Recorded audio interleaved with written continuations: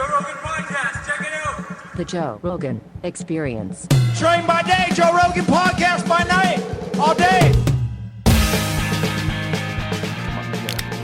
Oh, yeah, no. Yeah, I'll have a little taste. Just a little taste, Mr. Reeves. There you go. Thank you, sir. Cheers, sir. Cheers Good to see you again. Good to be seen. Ha-ha. Woo! So, tell me, what the fuck is going on? How is it? How's things cracking? First of all, congratulations on being proved correct, and that there are literally mammoth bones, bison bones, all kinds of bones in the East River. Yes, sir. You said it on this podcast. Dirty Water Dan went out and looked for them. They found bones. They found multiple bones. It's real. It's very real. So the museum dumped bones that belong to your property Yeah. out there in the East River, and they're still out there for people to find. How many pounds were dumped? 50, Roughly? 50 tons. 50 tons. 50.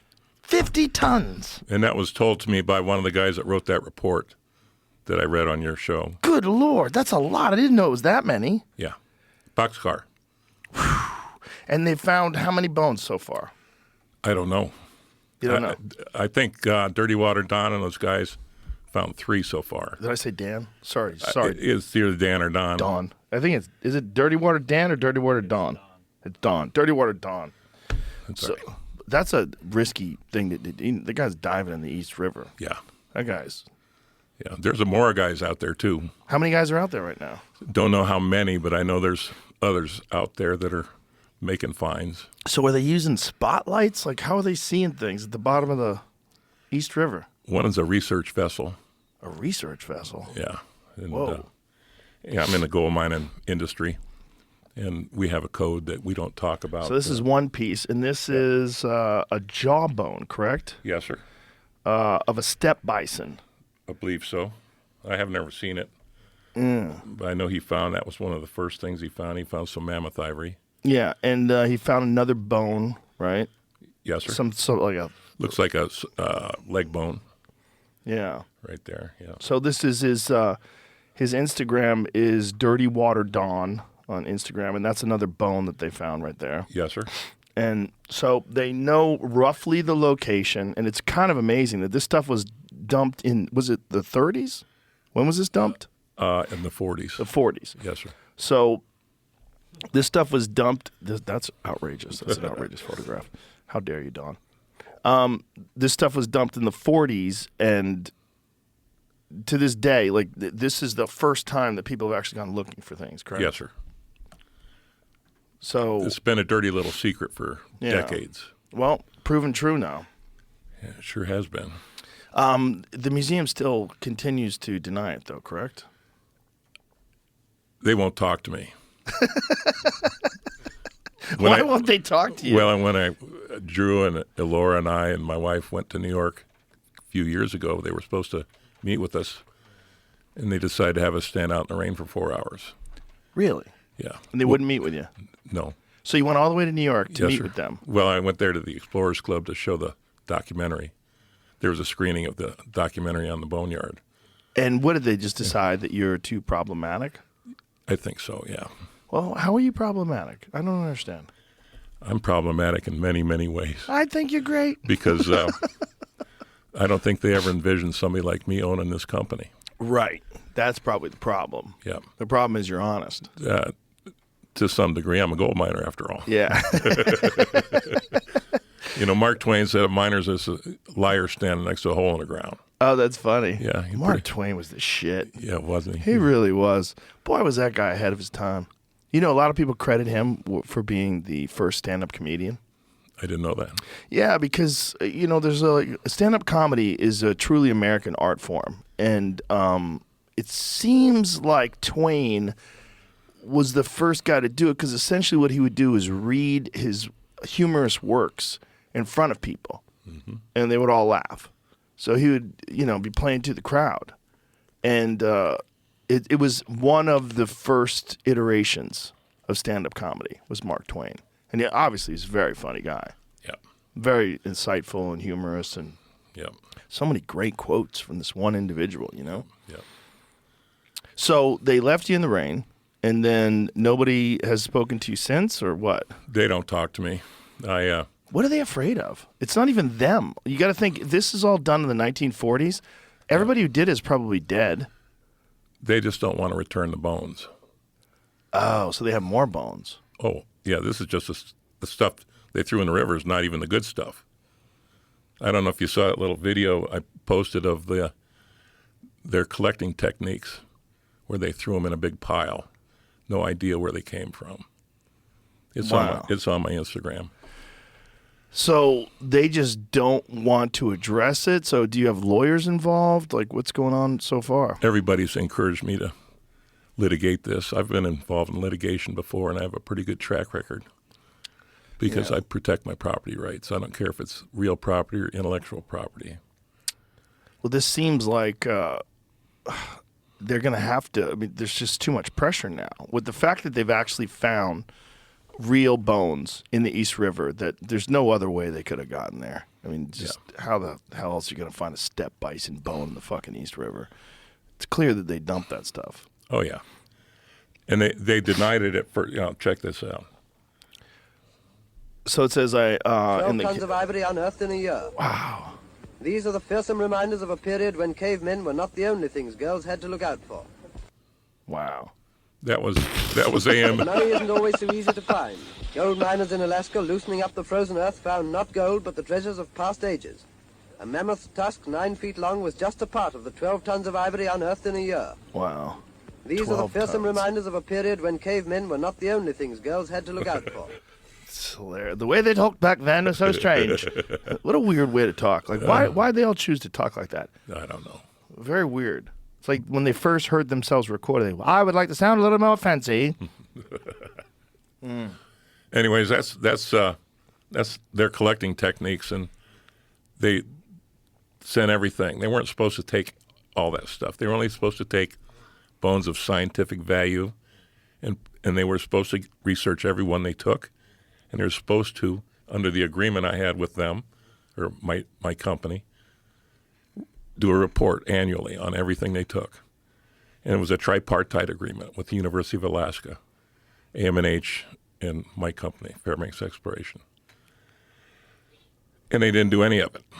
And when I bought the company, I went to the University Museum, and the curator there, I said, I bet you know why I'm here. He goes, I think I do. I said, I want the bones back. He goes, let's go to New York City. Let's go get them. So we all went to New York City to get them. And they gave me a nice tour downstairs of the basement, showed me the tons and tons they had done there. Hundreds and hundreds of mammoth tusks. Really? In those the wooden crates and everything else. And what are they doing with them? Nothing. They're supposed to do reports and research on them. They haven't done anything in 100 years. So is it because they don't have the funding to do the work on them, Because- and they just want to store them because they're pack rats? Like, what are they doing? Well, they don't have the stratigraphic information about where that stuff comes from. Oh, you have that. I have all of that. Yeah. And one of the authors of that report I read last year was trying to get us together so we could make some sense out of this collection. And like Drew and I were talking earlier, it's like a 1,000-piece jigsaw puzzle. I only got 20 pieces. I want the whole thing on the table, and we'll research all of it. Because the secrets to the extinction event are in those bones. Yeah, it seems like it. It is. Well, let's talk about that, because one of the things that you have found is a layer of carbon, a layer of dark carbon that seems to indicate a mass fire, Yes. and that where the animals are, it's so unusual that there are so many bones in this same sort of layer that exist in one place. Yeah. That something had to happen for them to all die in that one spot. And this is something that Randall Carlson has pointed out before. They found the other places where, I forget where the other places were. Was it Siberia? Where they found massive amounts of mammoths that were all in one area that seemed to have died instantaneously. Some of them with like broken leg bones that seemed to have died because of an impact or the force of the impact. Well, like I told you last time, I think it's all secondary deposition from water.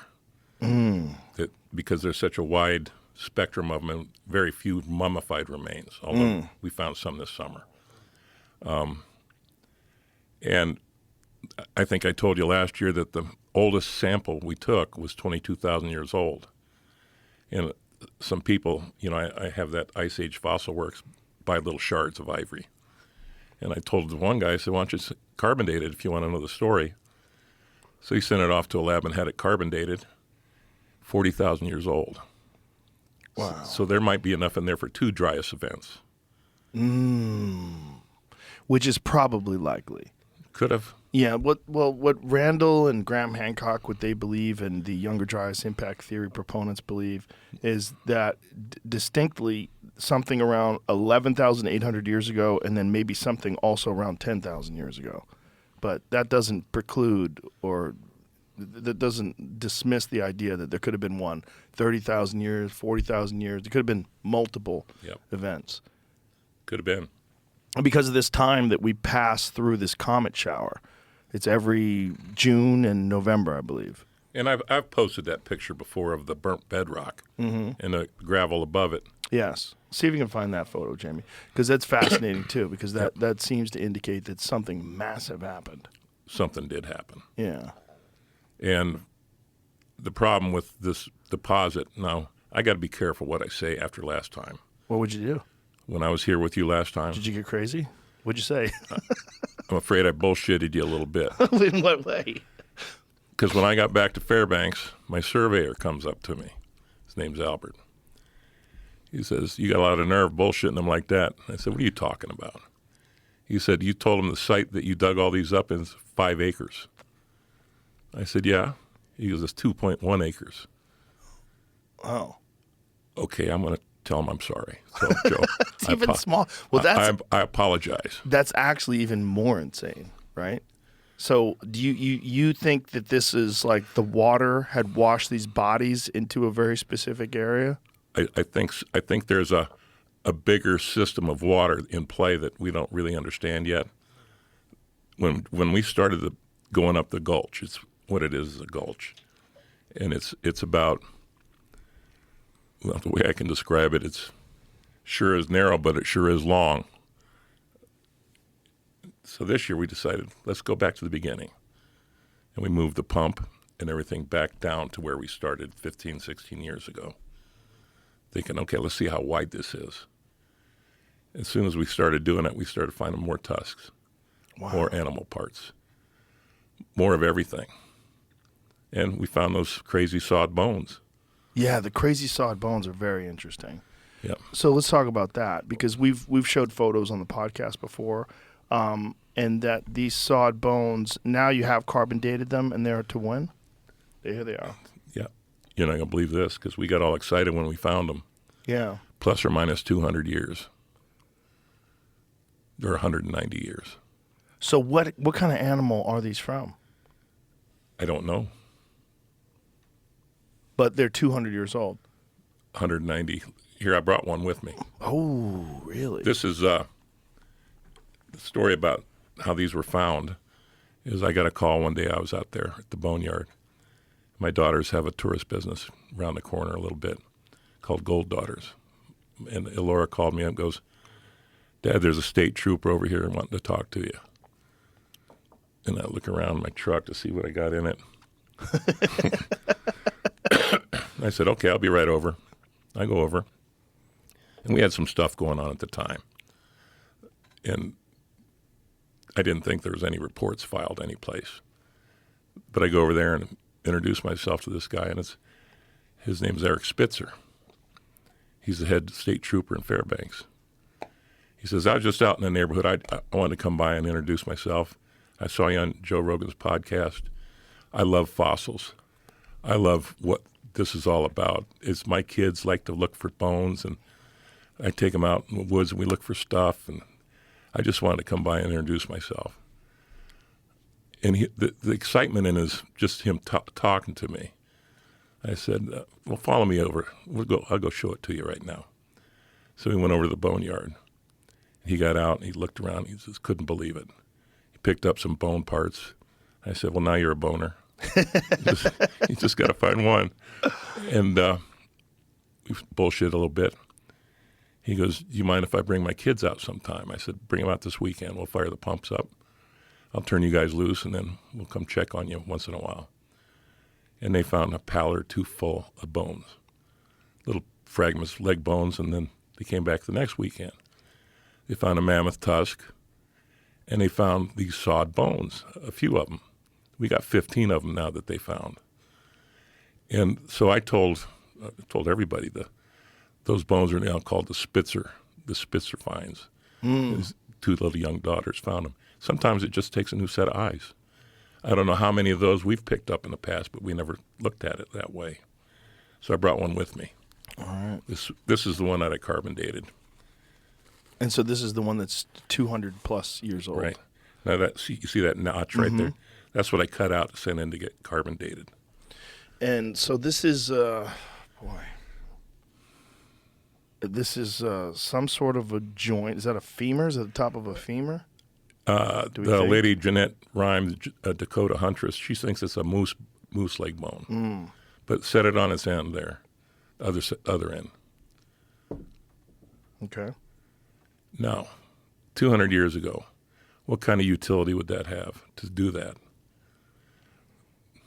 What kind of utility to do that? Yeah. What do you mean? The people that did that, why would they have a bone like that? I would imagine to get to the marrow. Yeah, but then what? You eat it. Maybe a candle? Maybe some marrow to... Well, I would imagine they're eating the marrow. Because they are eating the marrow. People have always eaten the marrow, and that's how they do it. I mean, if you get marrow now, that's how you do it. But I think there's some utility to that bone is what I'm saying. Yeah? Just the way it sits. You could have put fire embers in it to keep, overnight. Because this was 200 years ago. Yeah. This was 100 years before Fairbanks was discovered. This is even more of a mystery to me. So is this Russians? It's obviously owned by Russia. It's about the same time frame, yeah. Russians owned Alaska. And, it wouldn't surprise me if they didn't go up. They founded Anchorage in the late 1700s. I think the utility of it is just a coincidence, honestly, because it doesn't look like it's been worked at the bottom. Nope. No? No, I agree with you. I don't know. Yeah. That's the whole thing. None of us know. I mean, I'm sure they have used some of these before like that for something, but if I had to guess, I would guess that this is just something that they did to get at the marrow where all the good fat is, Maybe they had some vodka and they poured it in there. Perhaps. I don't know. They probably had some kind of metal cups back then. Well, those two little you just showed, they look like cups to me. They could have been. They certainly could be some sort of a thing that you could drink out of. It's certainly the right size for a good shot of vodka. Yeah. But so were there supposedly people living in that area back then? No. Is right. Because up till now, the dating sequences have been 3,000 before present to now it's 40,000 years before present. That puts it up to 200 years before present. Which is interesting. It is interesting. So what do you think is going on? I have no idea. Does anybody have a theory? There's probably a lot of theories. But that's the whole point about all this stuff. Nobody knows.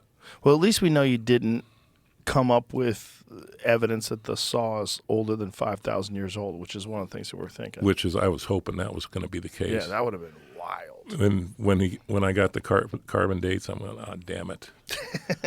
But thinking about it, though, it's even more of an interesting thing. How much of a recorded history do we have of that area from 200 years ago? None. So was it mostly like, have you ever seen that Werner Herzog documentary, Happy People, Life in the Taiga?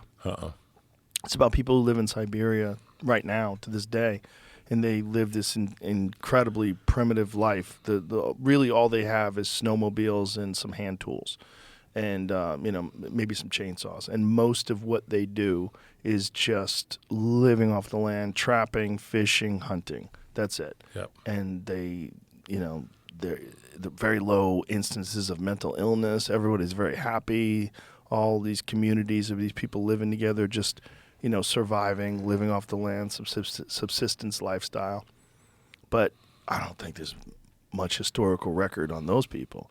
You know, the people that are alive there right now, if they were to die off 200 years from now, what evidence is there of them? Other than you might find some stuff that they did.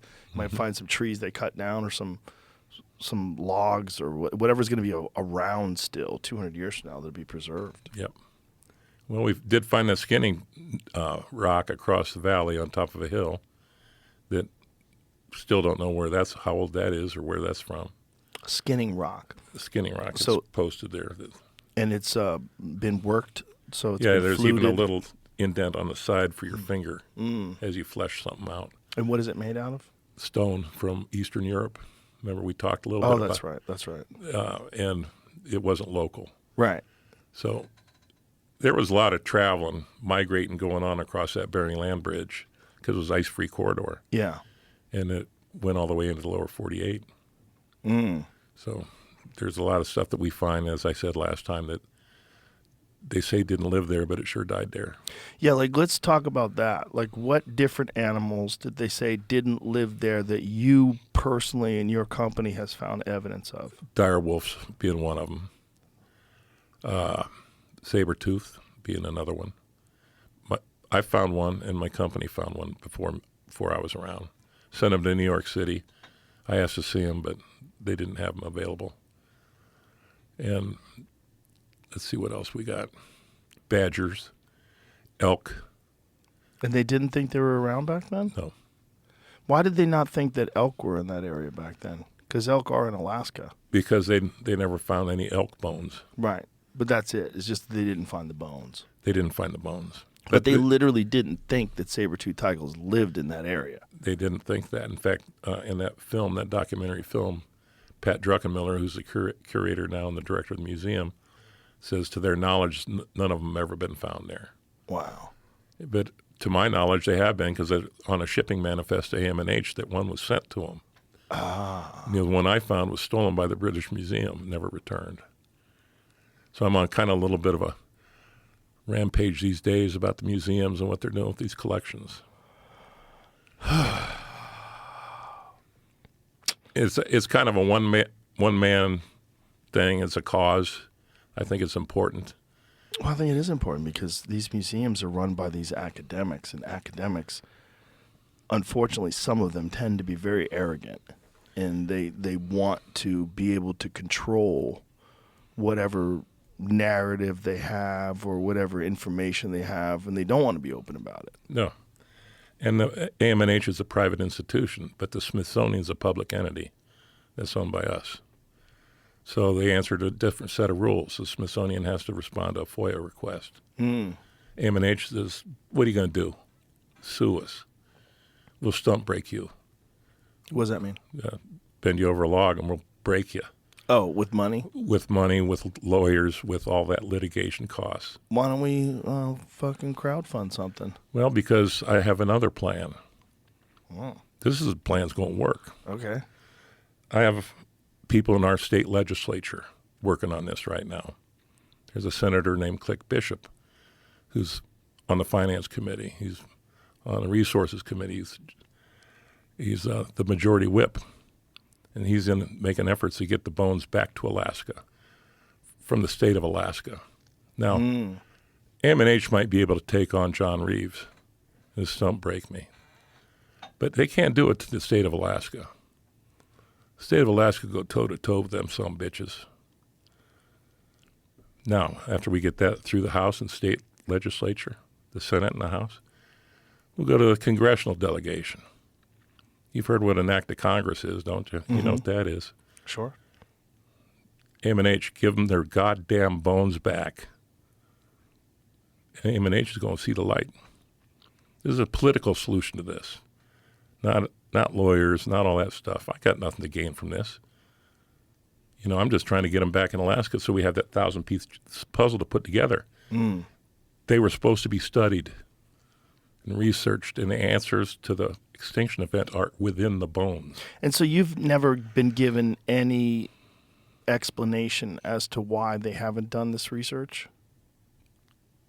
They didn't feel like it. They just didn't feel like it. Is it because they don't have the resources, or it just wasn't a priority for them, and this was all done from the 1940s, and there's no reason for them to go back and take that stuff and reenact the research or begin the research? It's impossible for them to come up with any scientific research because they don't have the stratigraphic information. They don't even know where it was found. Right. But I do. Let's put it all together, boys, and then we'll study it. I just don't understand why they wouldn't want to do that. That seems to me an incredible opportunity to attain enlightenment on an area that's fascinating. Yep. I mean, have any academics reached out to you after the podcast? Not that I know of. How not? How not? I mean, me just finding your Instagram page, I was like, Jesus Christ, like, how does this guy have all these bones? Like, this is crazy. What is this place? This place seems like, what an amazing, fortunate find that you guys have this one spot, 2.1 acres, and probably a whole lot more around that area that you just haven't uncovered yet, that has this incredible wealth of bones. It's amazing. It's fucking incredible. Yep. And that's why that cut bone, by the way, I noticed you don't have a Spitzer bone out there in your lobby. What's a Spitzer bone? That's what we call the Spitzer bones. Oh, yeah. You ain't got one of those in your lobby. No, I don't. I'm going to fix that shit. Okay, thank you. You're welcome. We do have the step bison head, I though. saw it out there. It looks nice where it's sitting. We're trying to figure out how to display it. I think I'm going to have a stand built and just have it sit out there. I've got people going, oh, he needs to get a Cadillac and mount it on the hood. Well, yeah, That's not a bad idea. as long as you don't drive it around. Once I get a ranch out here, I'll do that. I'll put it on the ranch truck. There you go. But I think that's not good. That could it be needs to be could be preserved. The Blue Bay bison was 38,000 years old, and that's they could have known each other back in the day. Well, it looks old as fuck. It is old as fuck. Yeah. What an amazing, amazing spot you have. Do you ever stop and just think how insane it is? I do when I have people like Eric Spitzer and his daughters show up, and they're just the happiness. They're just so gleeful. Yeah. And sometimes I need to see that to remember that what we're doing is kind of worthwhile. No, it's very worthwhile. It means that people enjoy it and they like seeing it and they like doing it, and we just haven't figured out a way to let everybody do it. Well, it just seems to me that this is an extraordinary opportunity to gain some understanding. Yeah. And that's why I don't understand why these universities or someone hasn't reached out to you and said, hey, we need to really have a full-scale investigation and find out what happened here. This is an extraordinary place. And it may unlock a lot of pieces to this puzzle as to what happened to humanity. There's clearly some indication that we have a very limited understanding of the history of human beings in terms of what took place, where we're starting to uncover these immense structures that seem to indicate that people had very complex construction methods many thousands of years before we thought they were capable of doing that. Many thousands. Yeah. Göbekli Tepe, which is buried 11,000 plus years ago, back when they thought people were hunter-gatherers. And that's just what we found. And that now they've done through LIDAR, that whole area around Göbekli Tepe, they found tons of these things. They're all over the place out there. Yeah. And that's how many more of these spots are there on Earth that we just haven't found yet? Who knows? Who knows? And your area where that have they done a core sample where they've gone through that carbon layer to find out like what year that all took place yet? No. Wow. That seems And it's partially my fault because I tell everybody, look, until we get our bones back from the bowels of the AM&H, nothing's going to get studied. If they want to do this and continue doing this, they can deal with Drew out there because we're not going to just say, okay, we'll study 20 pieces of this 1,000-piece puzzle. We're just two guys with one giant. My company had 200 giants running at the same time for over 40 years. Recovered tens of thousands and thousands of bones, all of which were taken to New York. 50 tons of which were dumped at least one time in the East River, and maybe more than that. Now, why did they dump those in the East River? They just needed the storage? I don't know. They just had an abundance of them. They had so many of them, and they said, nobody's going to give us any money for this. I have an idea that's a good cover story for making sure your wealthy donors get a little something and getting them off the books. Oh, so some of them they dumped and some of them they gave away. I would think. I would imagine. Museums aren't money-making institutions. Right. And so I think a lot of the times they get something donated, especially when there's no control at all. There was no control on this, what was going on. Sort of like when we send money to Ukraine. Okay. It's going all over the place. Yeah, why aren't we sending money to Maui? Right. Yeah. Okay. I've said that many times. $100 billion to Ukraine. We could have built a gas line from the North Slope to the lower 48 and a water line from southeast Alaska to Northern California and took care of the people in Maui. Yeah. And still have some change left over. Yeah, a lot of change. But no, Yeah. it's crazy. It is. It is. And that's, it seems like what's happening with your bones and your property and the lack of, and I don't want to say if it's a lack of interest. I'm sure they're interested, but the lack of action. It's symbolic of a lot of the problems that we have in our society today. Mismanagement, man. Massive and a confederacy of dunces that are running the show. Yeah, they are. And seemingly they don't care what we think. No. Well, that's, it's they have too much on their plate. Why are they going to talk about some fucking dude in Alaska who's out of his mind, blowing water into the side of permafrost, pulling out all kinds of crazy skulls? Oh, yeah. Yeah. Well, I think, I'm in business, you're in business. We have a divided Congress. We got half, a little bit more than half, that think this president we got should be impeached. We got the other lower, a little bit less than half, not one of them think he should be impeached. So my belief as a business guy is as long as they're fucking with each other, they're not fucking with me. They're leaving us alone. Right. And that's kind of what's going on right now. Boy. Imagine that being the best case scenario in 2023 with all the information that we have today, with AI, with ChatGPT 4.0, soon to be 5, with all the technology we have available, all the understanding that we have available, and we're still just want everybody to just leave us alone. That's the best case scenario. It's just they stay busy with themselves, and we want to do what we want. Yeah, it's better than them helping us. Yeah, we don't want it. Yeah. But if the other part is I don't want to let my bones leave Alaska. Right, of course. They never seem to come back. Right. I wouldn't trust them anymore. Nope. And the British Museum, have they given any sort of an explanation of what they did with that saber-toothed tiger skull? No. Somebody's probably got that in their living room. Yeah, they do. Yeah. By George, look what I have here. Oh, my. I made a sizable donation to the museum, and they gifted me with this wonderful saber-toothed tiger skull. In that case, I think the guy never even got back to the museum. I think he just took it home. He was working for him, but they're a bunch of it's like we don't sell bones from the boneyard. We don't sell bones. We've given some bones away. That's because I own them. I can give them away. They didn't own them. The museums don't own them. So they were supposed to research them? What were they supposed to do? There it is. Saber-toothed tiger skull. Wow. $1 million at auction. Yeah. Wow. That's 2019. I know a guy who has one of those. And he's a very wealthy guy. And he actually has a real saber-toothed tiger skull on his desk in a plexiglass case. That's awesome. Yeah, just like that. I think that's how he got it. I think he got it at an auction. Yeah. Yeah. And how did it get to the auction? Good question, right? It's probably yours. You probably bought yours. Mine wasn't that good looking. That was a good looking skull. That's a good looking skull. Yeah, his is a good looking skull as well. His is fully intact. Yeah.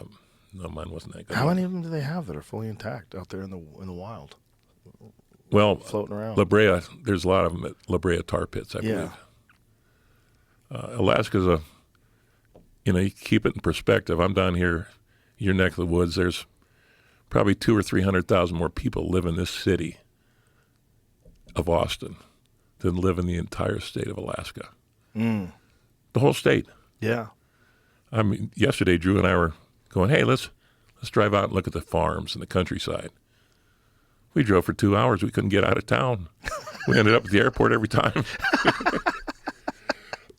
But there's a lot of building going on over last year. Yeah. Seems This like there's place a whole is lot. booming. Yeah, it is. It's now the 10th largest city in the country. It's a little tiny ass city at one point in time. Not anymore. No. It's blowing up. When are you guys going to get a football team? It's a good question. I don't know. I don't know how that shit works, but I don't know how that shit works either, but boy, they love football out here. Houston's got one. Dallas got one. I went to the UT game. It's massive. Boy, the college team out here, holy shit. Yep. Crazy. Yeah. Wild. It's like a religion out here. Football is nuts out here. Yep. It's crazy. Yeah. It's a fucking cool place to live, too. Yeah, it's awesome. So we looked around and said, oh, well, let's just look around a little bit more. And saw parts of Austin that probably are not on the beaten track. But, hey, I thought, well, let's drive down to the border and see if we get kicked out of Mexico. He goes, it's 485 miles. I said, we ain't going.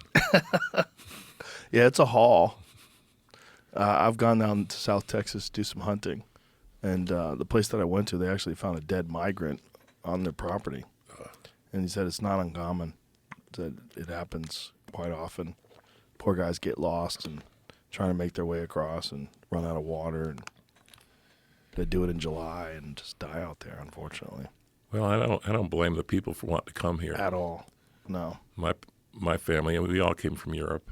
Mine did too. And it's just, it doesn't seem to be any management of what's going on. Seems to be the opposite of management. Yeah, Seems like a concerted effort to flood the country. it sure does. And not just this country. It seems like it's happening all over Europe. It's real weird. Yeah. It's a weird time. Because, like, this is the only time in my life that I've ever wondered, like, really, really wondered and seriously considered the fact that there's some puppet masters that are slowly orchestrating the collapse of civilization. You talked about AI. Well, someday, and probably not too far in the future, you'll be able to do your podcast without even being here. AI will have you sitting there, have me sitting here, and we'll be guessing what we're going to talk about. Yeah. Good luck. Yeah, no shit. AI is going to be able to do a really good job of recreating the kind of conversations that we've had, but they're not going to be able to really recreate human stupidity. I don't understand what happens when people get drunk. I don't think AI is going to be able to recreate Protect Our Parks. I don't think they're not gonna. There's certain aspects of just genuine human chaos that AI I don't think is ever going to grasp because it doesn't have a soul. And the other thing is you don't know if what you just saw is real. Right. That's a real problem now. That is a real problem because right now the stuff you say, it can't be real. Yeah. But it is real. Wait till they get AI going. It's already going. I mean, I think what we're seeing right now is just really the tip of the iceberg of their capabilities.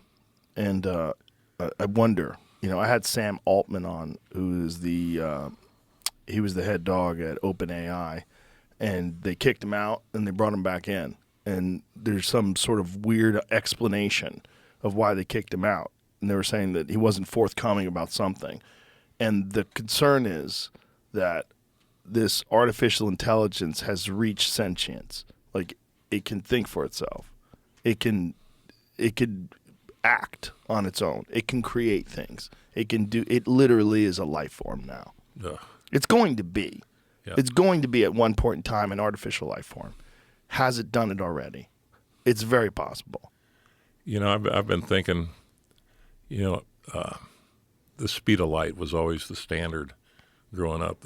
Nothing faster than the speed of light. Then I thought, there is something faster than that. It's the speed of thought. We can think faster than that light can travel. I'll give you an example of that. I saw it online. has to be true. There's 200 billion trillion stars in the known galaxy. That's not just some guy making that shit up. That's a real smart person that's done the studies on this universe. Yeah. 200 billion trillion galaxies. Or stars. How many planets would that be if they averaged 5 apiece? Yeah. That's a bunch. That's a bunch. That's such a massive thing to think about. There's no point in even thinking about it. It's by me. I just want to go pick up bones at the boneyard. Well, then it goes deeper than that. Well, there's a couple ways it goes deeper than that. First of all, in the center of every galaxy is a supermassive black hole that I think it's, what is it, 0.5% of the mass of the entire galaxy? It's in the something along those lines. It's at so the larger the galaxy, the larger the supermassive black hole. And there's real speculation that if you went through that black hole, you reach another universe with also hundreds of billions of galaxies, each with hundreds of billions of stars. Each one of those galaxies has a supermassive black hole. You go through that, another universe. Hundreds of billions of galaxies, hundreds of billions of black holes. You go through them, hundreds of billions of galaxies, new universes everywhere. And then there's dimensions. This is the real speculation when people start talking about UAPs and alien life, and there's two thoughts. One thought, well, there's more than two thoughts. One thought is that they are us from the future. Another thought is they are us from their people, their things, their intelligent life forms, maybe even artificial intelligence, something that has been created from other galaxies that is physically transported here. And then the other thought is there's interdimensional travel, that there are beings from somewhere that are capable of visiting this dimension that we exist in, but they exist in something, so they are here all the time. They're just here in a way that we have no ability to access them, but they can access us. And time, and I've heard you say this, it's something we made up. Right. There's no such thing as time. Right. This is the only time right now. Yeah, it's gone already. Yep. It was here, it's gone. Right. Now, you talk about, it'd be nice. What is this, Jamie? Quick animation NASA made to give you a size or a reference, if you will. Okay. It starts with the middle thing is the sun, our Okay. sun. And I think these are different supermassive black holes. Right. They're small, obviously. I'm going to try to speed it up so it doesn't take too long. Let me go 2 speed. This is the orbit of Mercury. There's one there. It gets really big here really quick, though. So these are other supermassive black holes that are just in our galaxy? Yeah, there's the Milky Way. The asteroid belt just went away. Watch how it speeds up here. Here comes a big one outside of the solar system. What the fuck? Hold on. Bigger one. And wait for the big one. Oh, my God. So that one's just sitting out there. Ton 618. Wow. And I guess in theory, then, yeah, all of that times 2, or I don't know how big, is inside that. Like reverse? I don't know. Yeah, go inside that, and you find another universe. Yeah. Which is weird that, like, the universe is so big we can't even wrap our head around it, and that's just the tip of the iceberg. The tip of the iceberg is not even a good way to describe it. It's a grain of sand. Yep. Maybe it's not even a grain of sand. Maybe it's an atom. Maybe it's not even an atom. Maybe it's a subatomic particle. And maybe the whole thing is fractal. So maybe what we are and what this planet is. I mean, I'm sure you've seen when they look at, have you ever seen the a map of the known universe in comparison to a neuron in the human brain? Mm-mm. See if you can find that. It's entirely possible that it's just constantly, if you constantly expand further and further out, that this entire universe is an atom. It's a part of a much larger organism that exists in another universe that is infinitely large, that is impossible for us to grasp our head around. So that's a brain cell, and that's galaxies. And when you look at that, I mean, goddamn, those things look the same. They look the same. Neural network and the cosmic web, they look the same. And if they are the same, if that is what a brain cell is, and that the entire universe is a part of the brain of an infinitely large individual that's a part of a civilization that also exists in another universe that's a part of an infinitely large being, that's a brain cell of that universe is a brain cell of that thing, and then it just keeps going and going and going and going. And even the idea of the Big Bang is just like, maybe not. Maybe it's always been here. Maybe it's just constant. And maybe it's God. Maybe the whole thing. Maybe those people, aliens, whatever you want to call it, visited Earth about 65, 75 million years ago, and they said, hey, no life like us can live here with these dinosaurs running around. Yeah. Let's burn this sumbitch down. It could be. And poof. It could be that's just how it's sort of designed. That the thing is designed to, like, the only reason for us to advance and the only reason for us to create civilization is you can't live where you are without structure. You can't live where you are without agriculture. You can't live where you are without controlling resources. And so then as they fight off the predators, they develop better weapons. As they fight off the Mongol hordes, they develop better methods of protecting civilization and societies, and it just keeps expanding further and further and further, all of it to encourage technological innovation. And that without that strife, without the problem, like with the problems that we have in the world today, what if they didn't exist? Everyone's like, oh, we'd have utopia. But would we? Would we? I don't know. I mean, it seems like we're designed for chaos. We're designed for constant struggle. And maybe that's like an engine to further encourage innovation and to further encourage society to progress further and further. And that you have to battle against these evil forces. You have to battle against incompetent government. Otherwise, you have no motivation to do better. Well, I think the pandemic brought on a whole series of mental disorders in this country. Oh, yeah. In this world. We're getting set up for it again, probably. Yeah. And you were talking once about quiet desperation. Yeah. There's a lot of people that were worried. I was worried. You know, I have a family when all that started going on. Going, oh, no. Yeah. I want to protect my family if I can. I can't. Nobody can. Not when they're making viruses in labs. For what reason? Right. Why would you make that virus? Right. You know, it's crazy. Right. Why are you making them more infectious, more dangerous, more deadly? Why are you taking viruses that were never designed to infect humans and didn't exist in the human population, and you're engineering them? Why? So you can study them? So you can get research money? Like, what are you doing? Maybe that virus is designed to make people go crazy. I'm sure there are. You know, just make them go nuts. Kind of Right. like what's going on. Right. We got shit going on. You know, you're talking about planet killers.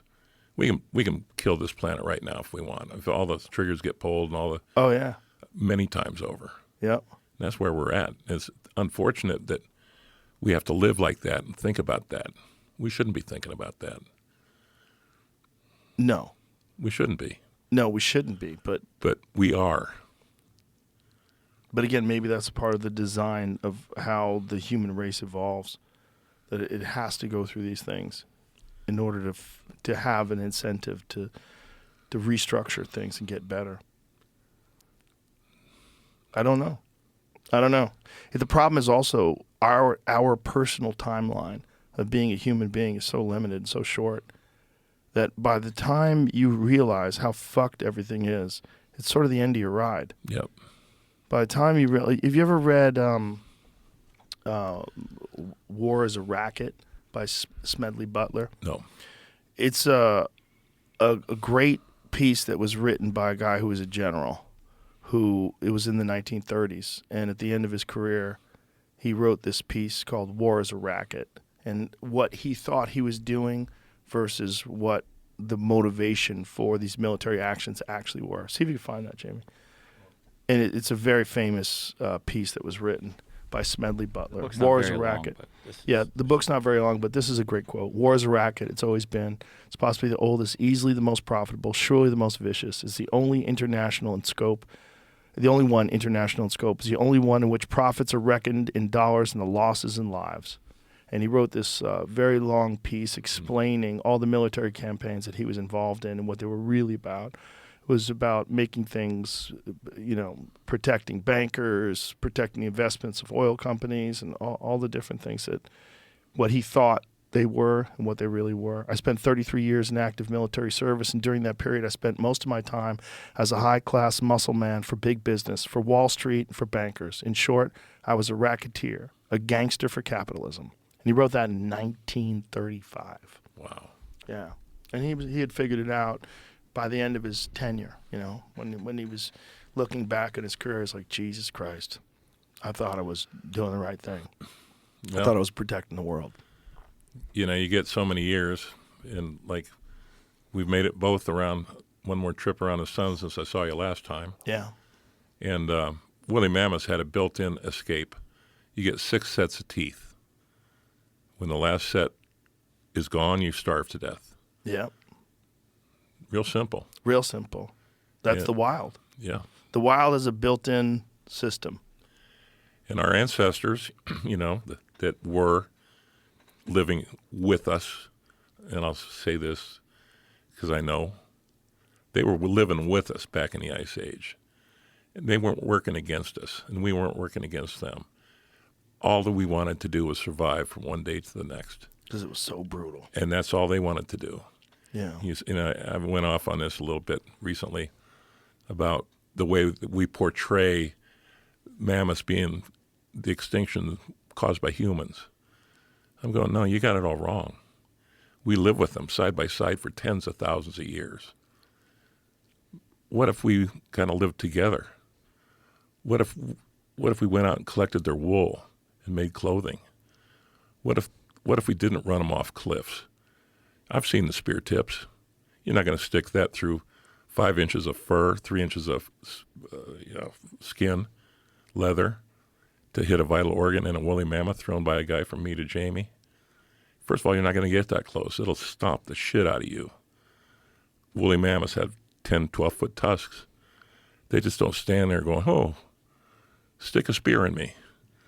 They're swinging their head and they're cleaning stuff out. The short-faced bears knew better.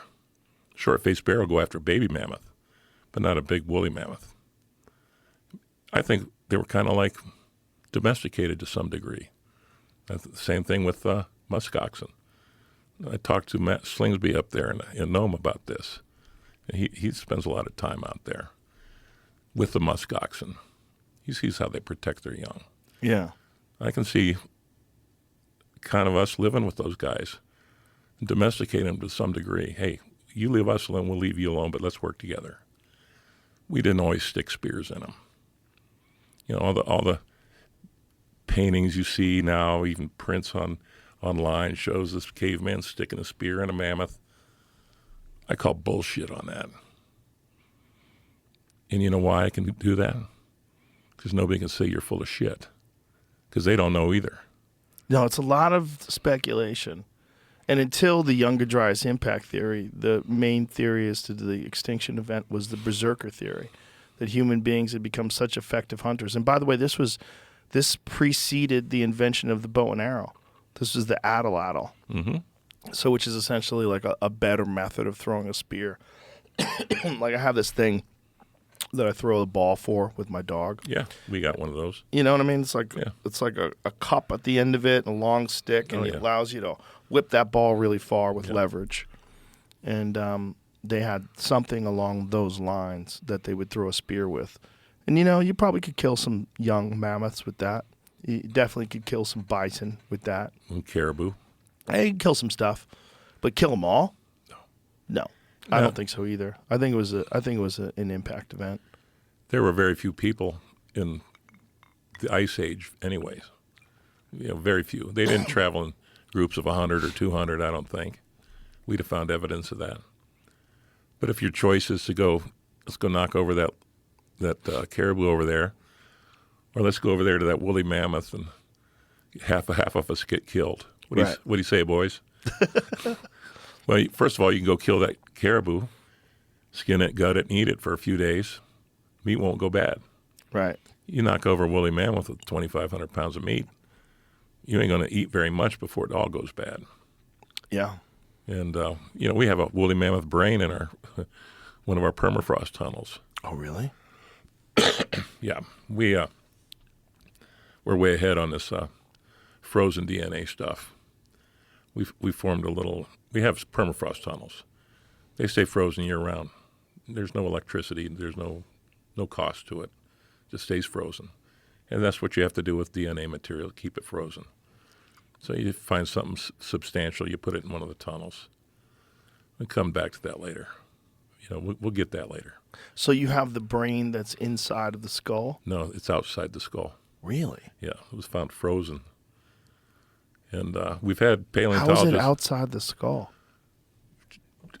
Probably the woolly mammoth got ripped apart, and the brain got frozen into the gravel and the muck.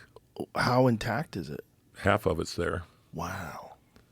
And the Was it- paleontologists. You got a photo of this thing? I don't know if I posted one or not. I'll have to look. That's pretty intense. It is. I think I got one. If not, I'll ask Drew if he's got one. There's a company in Dallas that's going to supposedly bring them back. You know about this? Mm-hmm. They have I think an Indian elephant which has a large percentage of the DNA that a woolly mammoth has, and then they're going to splice that with whatever DNA they have of woolly mammoths, and they're going to recreate woolly mammoths. How far away are we from Jurassic Park?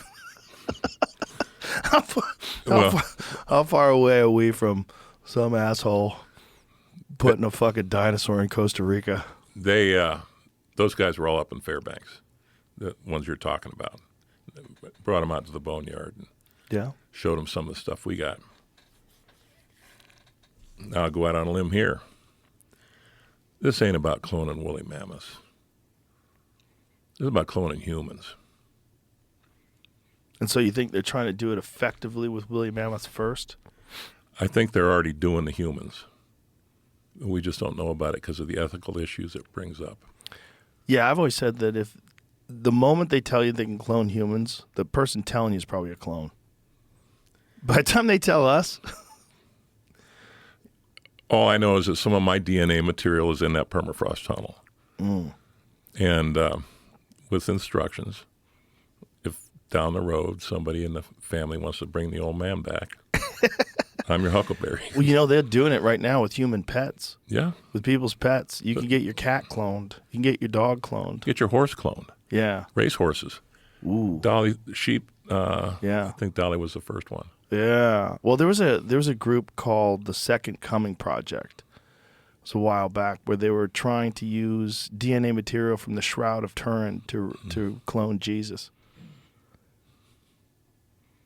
Jesus H. Christ. That guy. I think, though, the Shroud of Turin has been proven to be fraudulent, and that it's, I believe, it's only 500 years old. So it's not really Jesus's image that was in the cloth, and it looks fake. You ever seen the Shroud of Turin? I've seen pictures of it. Looks a little hokey. Yeah. Looks like what someone 500 years ago would make. Look, I found Jesus's covering. This is what he died in. There it is, right there. Yeah. That looks like a guy I saw just outside the hotel last night. Yeah, that looks like, when they find, like, the Virgin Mary in a fucking grilled cheese sandwich. You know? Yep. Shroud of Turin. Okay. is a length of linen cloth that bears a faint image of the front and the back of a man. Has been venerated for centuries, especially by members of the Catholic Church, as the actual burial shroud used to wrap the body of Jesus of Nazareth after his crucifixion, and upon which Jesus' bodily image is miraculously imprinted. The human image on the shroud can be discerned more clearly in a black and white photographic negative than in its natural sepia color, an effect discovered in 1898 by Secondo Pia, who produced the first photographs of the shroud. This negative image is associated with the popular Catholic devotion to the holy face of Jesus. The shroud's authenticity as a holy relic has been disputed even within the Catholic Church, and radiocarbon dating has shown it to be medieval artifact, with the main image created via prolonged differential exposure of a prepared fabric to bright sunlight. So the documented history of the shroud dates back to 1354 when it was exhibited in the New Collegiate Church of Liry, a village north of France. The shroud was denounced as a forgery by the Bishop of Troyes in 1389. It was acquired by the House of Savoy in 1453 and later deposited in a chapel in Chambéry, where it was damaged by fire in 1532 and 1578. The Savoys moved the shroud to their new capital in Turin, where it has remained ever since. So what was the years that they found it? Yeah, it is. Scroll down a little bit. In 1988, radiocarbon dating by 3 different laboratories established the shroud's linen material was produced between the years 1260 and 1390 to a 95% confidence level. Defenders of the authenticity of the shroud have questioned those results, usually on the basis that the samples tested might have been contaminated or taken from a repair of the original fabric. Yeah. But imagine if that's how Jesus comes back. I mean, the whole idea is that Jesus is eventually going to come back when the shit's hit the fan. Like, okay, guys, I'll let you try it on your own forever, but now I'm back. I mean, what better time for Jesus to come back when they've figured out a way to fucking make humans out of DNA? That would be a good time for Jesus to go, whoa, whoa, whoa, whoa, whoa. Slow down. Don't you guys have bigger problems? Yeah, our site is called Clone Fathers, and we haven't done a lot with it because it's emerging technology, let's say. But can you imagine raising your own clone? Imagine raising a little you. I'd have to put it in a bag and throw it into the river. I wouldn't know what to teach it because I would want it, if it was going to be me, it would have to make all the fucking mistakes that I've made. And I would try to tell it, hey, don't do that. Mm-hmm. But you can't, because it has to make those mistakes in order to really appreciate the negative consequences of those actions. Yeah, your folks were telling you don't do that, and you did it anyway. They weren't telling me shit, which is why I did it. I was the lock-key kid, which is probably how I turned out the way I am. But the baby, if I had a baby me and I was raising, I wouldn't raise it that way. I'd bring it to the best schools. I'd take care. I'd give it hugs all the time. Yeah. I'd give it all this love. It would have no motivation to be the kind of person that I am today, who was motivated, at least in part, by neglect. Well, you've done quite well, and congratulations on being the most widely watched podcast on the face of this planet. If that's not reason for the aliens to land, I don't know what is. No, you're bringing a lot of needed information to the world. You really are. Well, all I'm doing is going after what I'm curious about. That's all I'm doing. All I'm doing is approaching and engaging with things that I'm curious about. That's it. Yeah. That's the whole. It's this whole thing is run basically with 3 people and my iPhone. Literally. Yeah. There's no one's telling me who to have on or what to do. And you know that because how you and I have booked these podcasts, just you and me text messaging. Yeah. Hey, what are you doing? Come on back. I loved it, Let's too. do it. Yeah. It's fun. And that I think that's part of also the reason why it's successful is that people know, even though this is on Spotify and there's a massive corporation behind it that distributes it and all that, Spotify leaves me alone. At the end of the line, it's just me and Jamie. I mean, the people that are making this podcast, the people that decide things, Jamie and I we just have conversations. It's just me and him. Yeah. Just talking. What do you think we should do? That's it. That's it. Kind of what Drew and I are like. We're just two guys in a truck. Yeah. We leave the house in the morning and the phone rings. No. That's also why it's interesting. That's also why it resonates with people. Yeah. People don't like it. Like, if you get your news from CNN, Jesus Christ, how many fucking people are behind that thing? How many executives and producers, and how much financial influence is involved in everything that gets on the air? How much incentive do the people that are saying those things? How are they being pushed? How are they being motivated by progressing their careers along the same path? What lines are they not willing to cross? What toes are they not willing to step on? What narratives are they pushing? You don't trust it. Mm-hmm. There's just too much nonsense. And also the way they talk, like the way those old-timey, they had things to worry about more than just a caveman. Like, that's phony talk, right? That's the modern phony talk is the phony talk of the people that are the broadcasters on MSNBC. That's modern phony talk. People don't like that. It doesn't feel right to them. They like when they talk to a guy like you. It's like, look what I found. I fucking sprayed water at the permafrost. like I found this. I know this is the guy who actually found it. I don't have to deal with an institution. I'm not dealing with a museum. I'm not dealing with a university. I'm not dealing with a board of investors. And you're dealing with one guy. Yep. That's what people like. Because it's the only thing that resonates with a human being that's listening to this on the other end. And I think what resonates with people about our boneyard is that it's real time. This shit's going on real time. Real time. I'm not hiding anything. I'm not going, oh, well, that bone there is only 190 years old, so I better put it away so nobody knows. Right. Exactly. When we found that, I'm going, holy shit. Yeah. It's in the bone zone, man. Yeah. This is Ice Age shit. That's what we thought. And then, boom. No, it's 190 years old. Okay, now we got a real problem. Yeah. Now it's even more interesting. It is. Yeah. And like I said, we don't sell them. How could you put a price on that? Right. Could you? Could you? I mean, is $1 million for a saber-tooth tiger skull? You know, how much is it? I mean, how many millions and millions and millions of dollars are all the bones that just the AMNH has? Yeah. How many? How many? I mean, if you put them up for auction, hundreds of millions. Oh yeah, a lot of money. Yeah. Meanwhile, it's just on your Instagram. Yeah. By the way, that bone's yours. This is mine? Yeah. Thank you.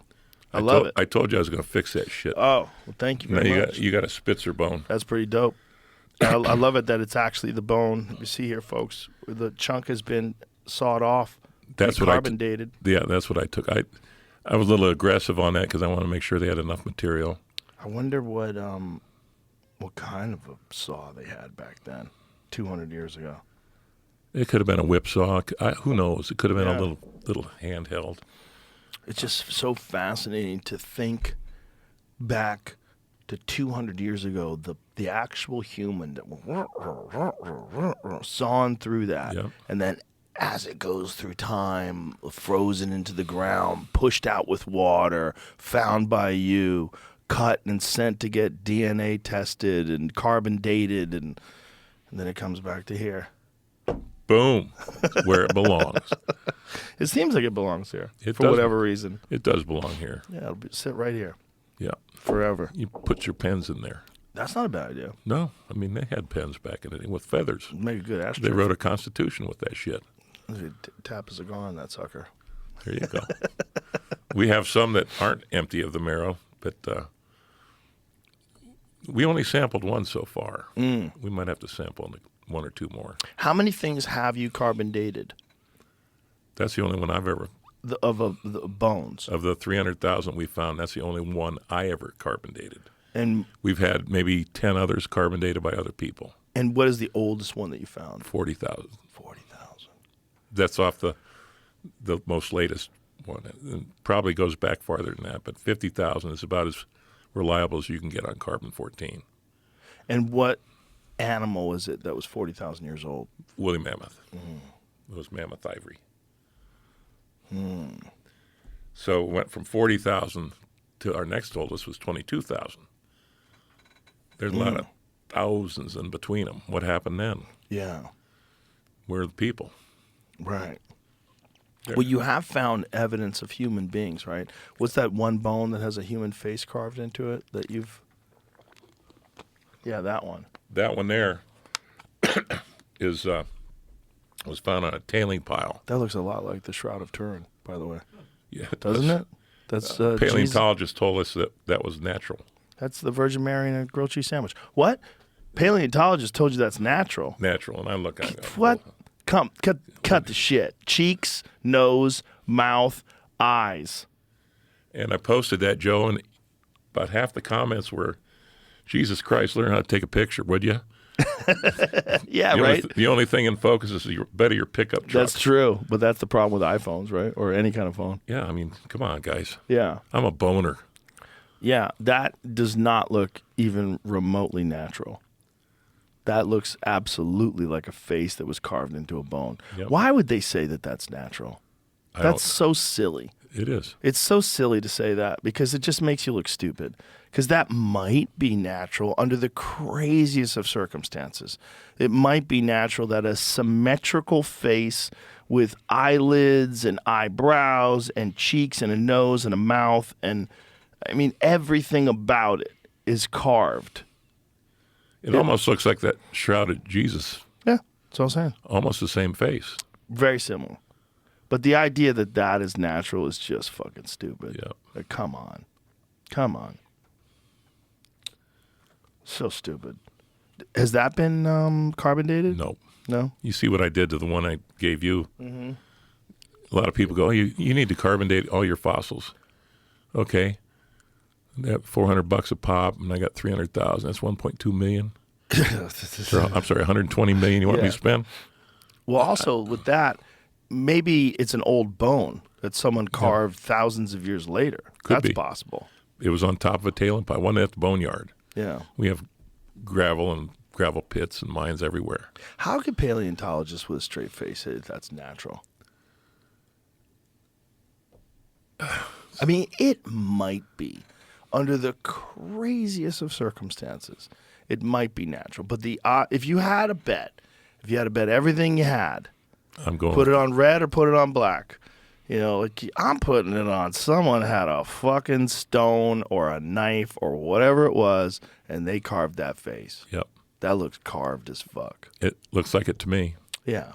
I think it looks at to 99.9% of the population, Yeah. other than people with a vested interest in it being natural. Yep. Yeah. For what reason? Just to push a narrative? Like, why would you say that that's natural? No, I have with my friends at AM&H. They said with witnesses, unfortunately for them, two of the uppity ups there said the reason they don't want to give the bones back to me is they think I'm going to sell them. Now let's think about that for a second. That's so stupid. You have 100 times more than that just sitting in a fucking warehouse that you've never sold. And I met with the University of Alaska State Senate recently. Drew and I met with them. And we said, we had this deal lined out 22 years ago. They were supposed to return everything in the basement to Alaska. We agreed to it. I funded it. I put money in the account to make that happen. Time goes by. Well, we can't because there's asbestos in the ceiling. Blah, blah, blah. It has to be abated. Okay, abate it. Let me know when you're done. I'll come get them. Well, we got sidetracked with 15 years at the boneyard, 16 years. I said, nah, that's unfinished business. I need to go get those. In the meantime, they said, fuck this guy. Yeah. Fuck this dirt tramp. We're going to keep him. He's just going to sell them. How crazy. Let's show the images of what you have that you haven't sold, just so people understand how silly that is. Because you have photographs on the Instagram that show massive amounts of tusks and bones. And that's just one day right there. that's just one day. Yep. We'll go and scroll down because show the warehouses, Jamie, because he's got warehouses. What is that? The cave drawings. What is that? Scroll back up. That art. The one in the middle? A little right above the guy with the guitar. Yeah. That was something that I saw online after I came out, and I said that we domesticated the woolly mammoth. Somebody sent me that picture. It's a guy on top of a mammoth. Yeah, a guy on top of a mammoth. Whoa. And you know how your kids, you got a golden retriever. Uh-huh. You know, your kids take a brush and that dog just lays there and they comb the hair out of it. Yeah. Why wouldn't we do that with the woolly mammoths? Well, listen, we know people ride elephants. I rode an elephant in Thailand. You can ride elephants. They domesticate them. If you treat them right, they'll let you ride them. Yeah. The fossilized creature.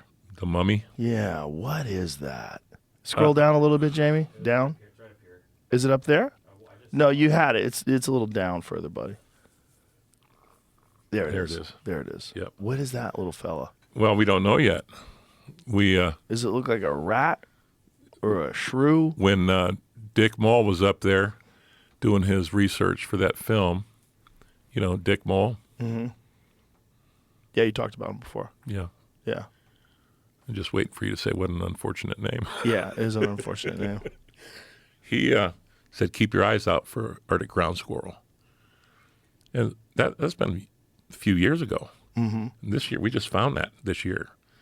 We've never found one before. And it was still frozen. So That looks like it could be a ground squirrel. could be. And I've got other pictures of it where you can actually see the ribs. I mean, it's really unbelievable, well preserved. I gave it to the museum up there. I said, here, you guys, this is out of my league. You guys do the research. And they took it, and they're still studying it, but they've had it since July. Scroll back up a little, Jamie. A little down, a little down, a little down. What is that to the right? Yeah. That's a mammoth tooth that my buddy that carved those pipes. Oh, he carved that into the mammoth tooth? Yeah. Wow, that's Couple cool. faces. By the way, this is a good time for me to give you something that I got from him. Oh, You'll like it. okay.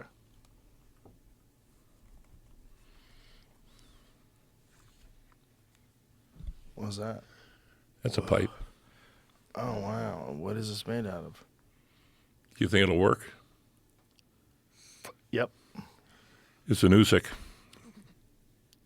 An Usyk. Yeah. What's that mean? Jamie, what's an Usyk? Boxer? I don't know. Yeah. That one guy, the heavyweight champ. Oosik. Oosik. Oh, it's a dick.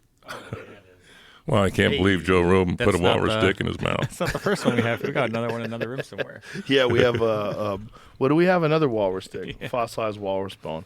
I don't Yeah. know where it is. Anyways, that's, So there's a walrus dick. yeah. Well, not a big one. No. There's a broken one. Yeah. Which tends to happen with dick bones. Sometimes. get wild. Yeah. You never know what happens. Ooh, sick. Yeah. Wow. They, anyways, he carved that up. And I said, well, I'm gonna give it to Joe. It's a good conversation starter. Yeah, what are they called again? There's a word for those bones other than Usyk. There's a word for fossilized. God, I forget what the word is. Steve Ranella told it to me when he gave it to me. Yeah, that's right. Baculum. That's the technical term. How do you remove a raccoon baculum? Is that what I How? just read? Yeah, how do you what it remove it? It's very From greasy. where? Raccoons. Yeah, Carefully. I guess. There's a little bag for it. Thank you very much. Yes, sir. Pretty cool. Yeah. But we just been doing what we did when we saw you last time.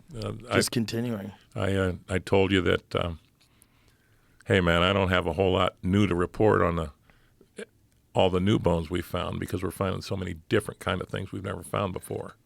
But when we moved the whole operation down to where we started, bought a new pump, started up that left limit, we're starting to find all kinds of shit. We're just trying to find, There's That's all. not new, but that's what's still in the basement. It's That's just what's- nuts. And The in those- amount of stuff you have is just absolutely nuts. You know, when that guy wasn't looking, I grabbed a sample of that asbestos-containing material over where the lights are. So this is in the AMNH. Yep. This is all your stuff Yep. that they think you're going to sell if you get it out of there, which Yeah. is hilarious. You know, what's funny about that is, so what? It's my stuff. Right. It came off patented ground. I can sell it if I want to, Yeah. but I don't need to, and I don't want to. I want to study it. I want to find out what happened. Why did all the animals go extinct? Right. The 65% of the megafauna at the same time. Right. Something big going on. Something big. And Pat Druckenmiller says the secrets are in the bones. They have diagnostic tools now that can tell what the animal was eaten, how many times it had sex, how far it traveled, how long it lived, things that we don't even know what the questions are yet. We just need the puzzle pieces back so it can be studied. What really fascinates me is the skull on your T-shirt. What skull? The one on your T-shirt. That one? Yeah, that one. I don't know. Finding some of those there. I don't know. The problem with finding some of those there, though, that would change everything in terms of, like, who goes and who can look at it. Right? You want another one? Can you fill me up? Sure, I can. We could talk deeper. Right? That's the problem. I think you called him the dude. Yeah, the dude. Yeah. The problem with the dude is then it becomes archaeology, right? Yeah, dudes are archaeology. Yeah, and dudes mean that the universities come and, or whoever, governments come and. Hypothetically, let's say you found a dude. Right. And hypothetically, let's say the university did come look at it. And hypothetically, they said, okay, you need to go turn yourself into the troopers. Why? Because those are human remains. So if somebody did find that, they'd have to go to the troopers and fill out a report. So we found a dead body. They'd have to say we found human remains. Right. And let's say the person taking the report said, let me get a homicide team out here to talk to you. And you hypothetically said, that bone is older than everybody in this building, all their ancestors combined, going back 100 generations. Well, we're not interested in that then. Get out of here.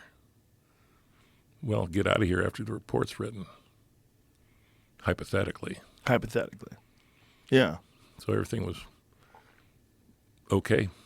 So if hypothetically, completely hypothetically, if they found a dude that's 40,000 years old, then shit gets wild. Sure could. Because if they found this dude in the same level of permafrost where you're finding woolly mammoths. Hypothetically, let's say it was 10 feet away from a woolly mammoth skull. Hypothetically. Hypothetically. Yeah.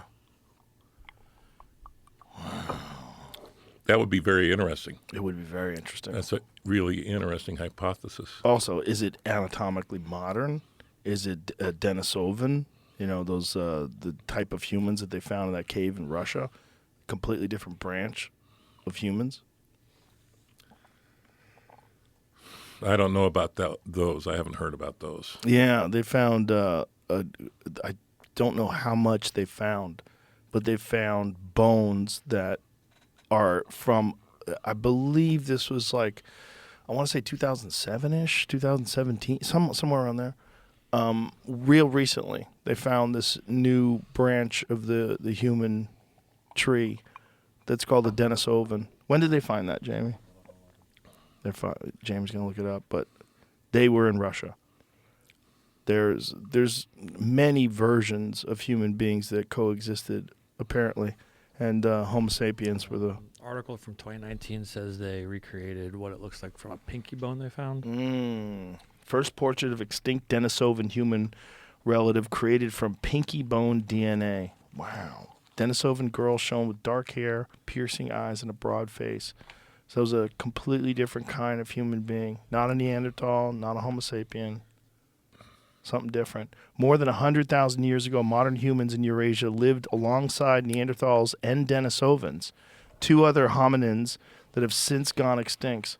While much is known about Neanderthals and how they lived, Denisovans have remained enigmatic because only a handful of bone fragments from the ancient group have ever been found. But now they have a good idea of how Denisovans looked In a study published Thursday in the journal Cell, scientists took DNA from a Denisovan pinky bone found in a Siberian cave in 2008. There it is. And used it to predict Denisovan anatomical features. I wonder how they did that. Jesus Christ. Yeah. Click that. 56 features that differ. What? Yeah. Oh, that's all it is? Wow. The little tiny piece of bone. How much Denisovan bones have they found? Degraded DNA molecules from a group of human relatives who went extinct tens of thousands of years ago have been reassembled using a new technique, yielding a genetic code for the mysterious Denisovans that meets the standard for modern humans. The findings are based on samples drawn from 40 milligrams of ground-up bone from a Siberian girl's finger. They confirm what... Imagine that. They can tell it's a girl, too. They confirm what scientists saw in... How do they know what gender it is? Why are they misgendering this poor Denisovan? Scientists saw a much less detailed genetic sequence they produced a couple years ago and addressed some of the deep questions surrounding the Denisovans, but they also raised a few new questions, including a basic one. Just how old was the sample that they analyzed? Wow. Is that all they found? How many bone fragments have they found from Denisovans? Thank God for scientists. They got a jawbone. Bam. Jawbone. Oh, wow. Half a jawbone. Oh, wow. In Tibet. Wow. Says they mated with Neanderthals. Wow. A hybrid bone reveals in Live Science. Click on that. What year was that where they figured that out? That was 2022. Wow. So they're finding, from 2008 to 2022, they're finding more and more of these bones. Closest known extinct relatives of modern humans were the thick-browed Neanderthals and the mysterious Denisovans. A bone fragment from Siberian caves, perhaps of a teenage girl, has revealed the first known hybrid of these groups.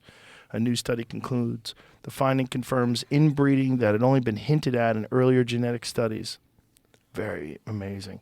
Now, a number of now extinct human lineages not only lived alongside modern humans, but even interbred with them, leaving traces of their DNA in the modern human genome. These lineages included the stocky Neanderthals, as well as the enigmatic Denisovans, known from only a few teeth and bones unearthed in the Denisova cave in the Altai Mountains. Click on that now extinct human lineages. How many do they have? Wow, they got a tooth. Wow. The scientists have just completed sequencing the entire genome of a species. Scroll up. It was above it. Of a species of archaic humans called Denisovan. The fossils would consist of a finger bone and 2 molars from this extinct lineage. Scientists don't know the precise age of the material found, though they estimate it ranges between 30,000 and 80,000 years of age. Wow. So that would be 40,000 years ago or so? Somewhere. Yeah, somewhere along the same lines as the oldest shit you found in the boneyard. Yep. Woo. Wild stuff. We have no idea the range that we find Yeah. because we've only sampled a few of them. Well, that's what's really crazy is that the sheer amount of material that you guys have excavated is just a drop in the bucket of what's still there. You talked about the carbon. Yeah. We don't know how far it goes. We just know it's there. Yeah. We know that in front of it, downstream of it's decomposed bedrock. And decomposed bedrock in that area has gold in it, but it's very hard to recover the gold from because it's a clay and you can't wash it very good. But underneath that's another layer of bedrock. Did something come in hot? Something came in hot. Something caused a lot of water to melt real quick. Sea levels rose 400 feet worldwide. 400 feet. We came from Jacksonville yesterday. The East Coast from Jacksonville was 85 miles farther east. That was all dry land. Holy shit. And now it's worldwide this happened. Talk about climate change.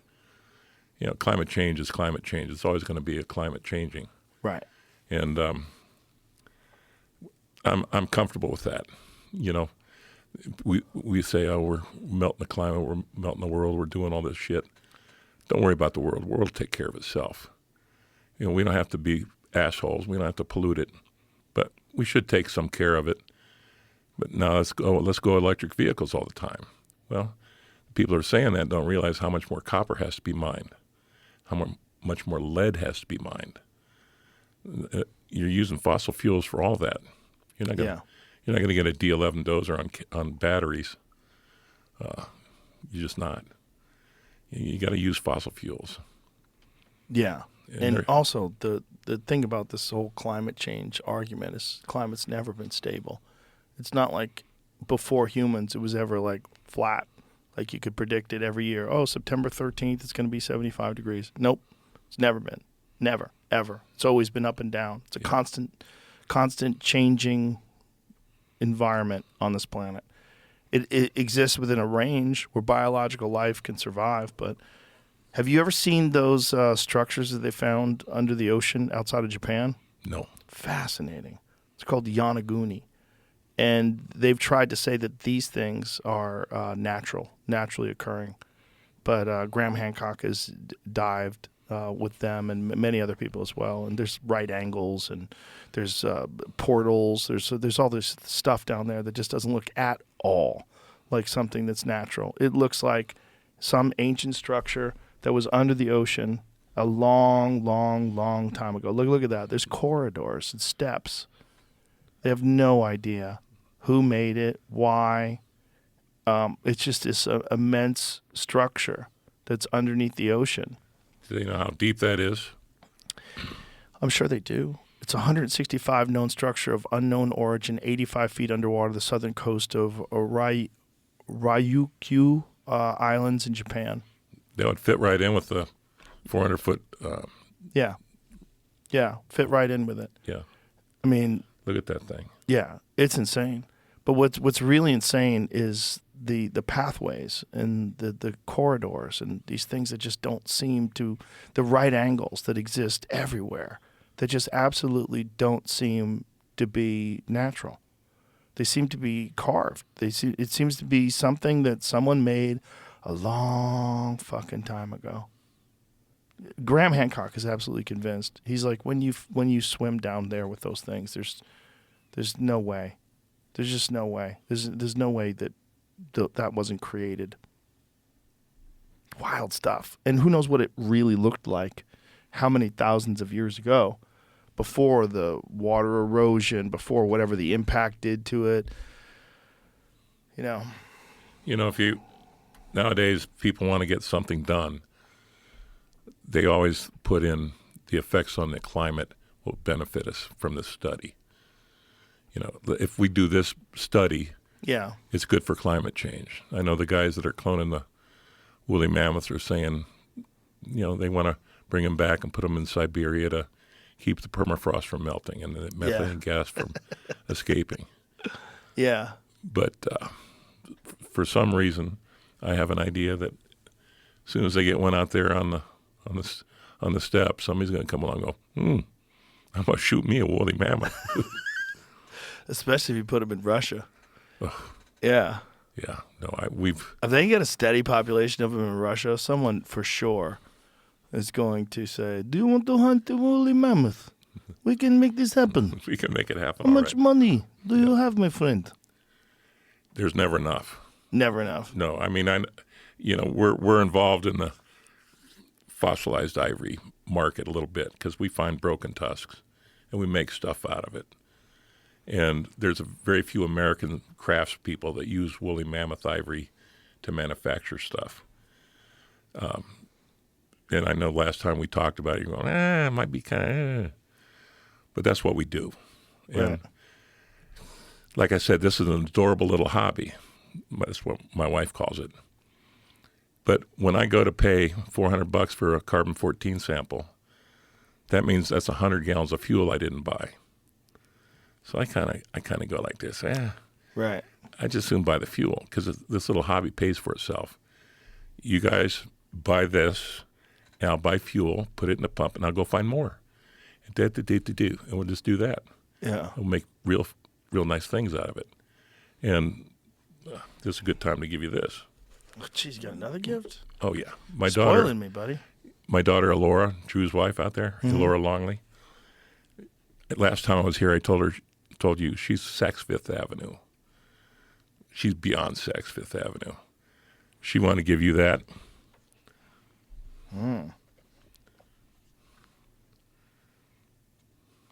Oh, it's a pendant. On a silver chain. Oh, wow. She didn't know if you wear jewelry or not, but I said I'll give it to him. I'll wear that. Hell How yeah. old is that? It's old. It's not going to go around this fat head. And she also said, Joe gets all the stuff. I want to give something to his wife. So this is for your wife. Okay. Elora made that too. Oh, cool. Another one. Yep. Wow. Little gold. There's a little tiny gold in the top. And how old do you think this is? 30, 40,000 years. So Imagine if you could She's no- follow the timeline of the animal roaming around yeah. No, she's, to being converted into jewelry. like I said last time, she was Saks Fifth Avenue, but she's putting those guys to shame with this stuff. She finds the ivory. She finds the gold. She We have makes the these things stuff. she gave us from last time here. Oh, that's a nice one. Yeah. No one's gotten high off this yet. No, I bet that other one I sent you hasn't ever seen a match either. I know I wouldn't do that to it, but I'm sure you guys do sell them. I'm sure there's people out there that Actually, have gone into space smoking weed off of a mammoth bone. if I was an astronaut, I wouldn't. Even if I didn't go into space, I'd do it.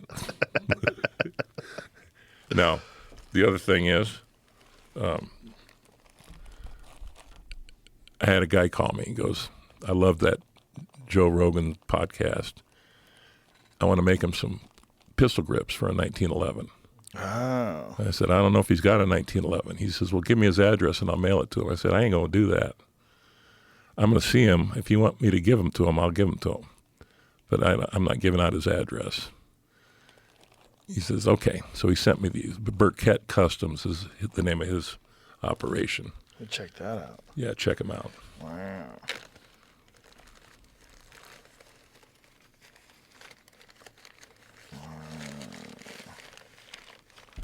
Oh, wow. Look at that.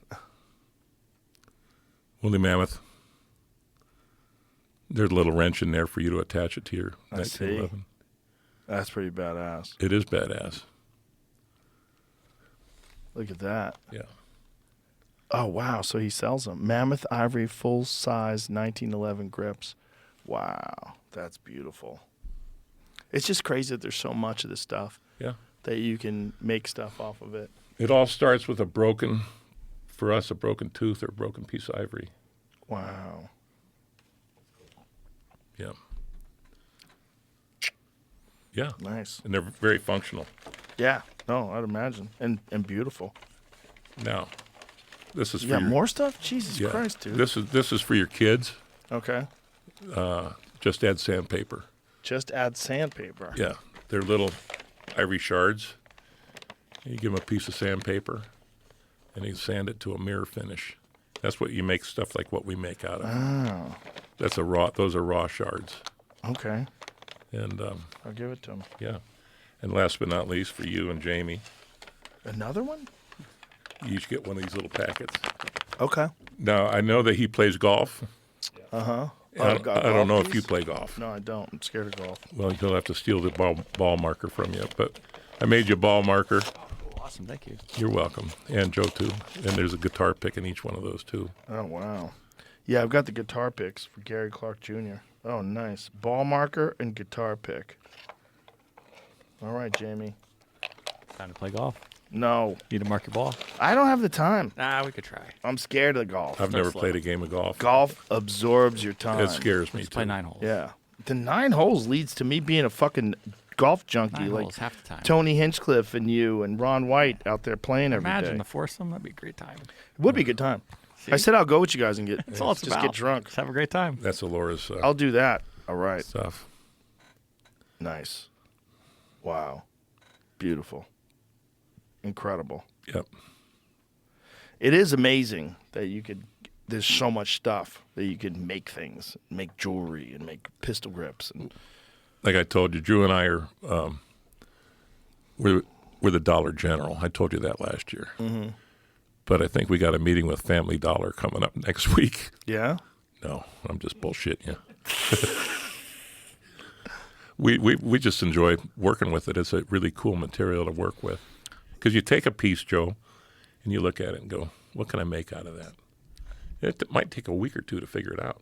I have a pool cue that has a mammoth ivory joint and a mammoth ivory butt cap that my friend Eric Crisp of Sugar Tree Cues makes. Oh, cool. Yeah, he's from Alaska, and he has mammoth ivory that he puts inside pool cues, and it's beautiful. It's got like a very. See if you could Google Sugar Tree Cue with mammoth ivory joint, because I know he's made a few of these. You know, he doesn't have a lot of the material, but he's made a few, and they're absolutely beautiful. We've had people contact us about that, and I'm going, hey man, I don't know how to do it.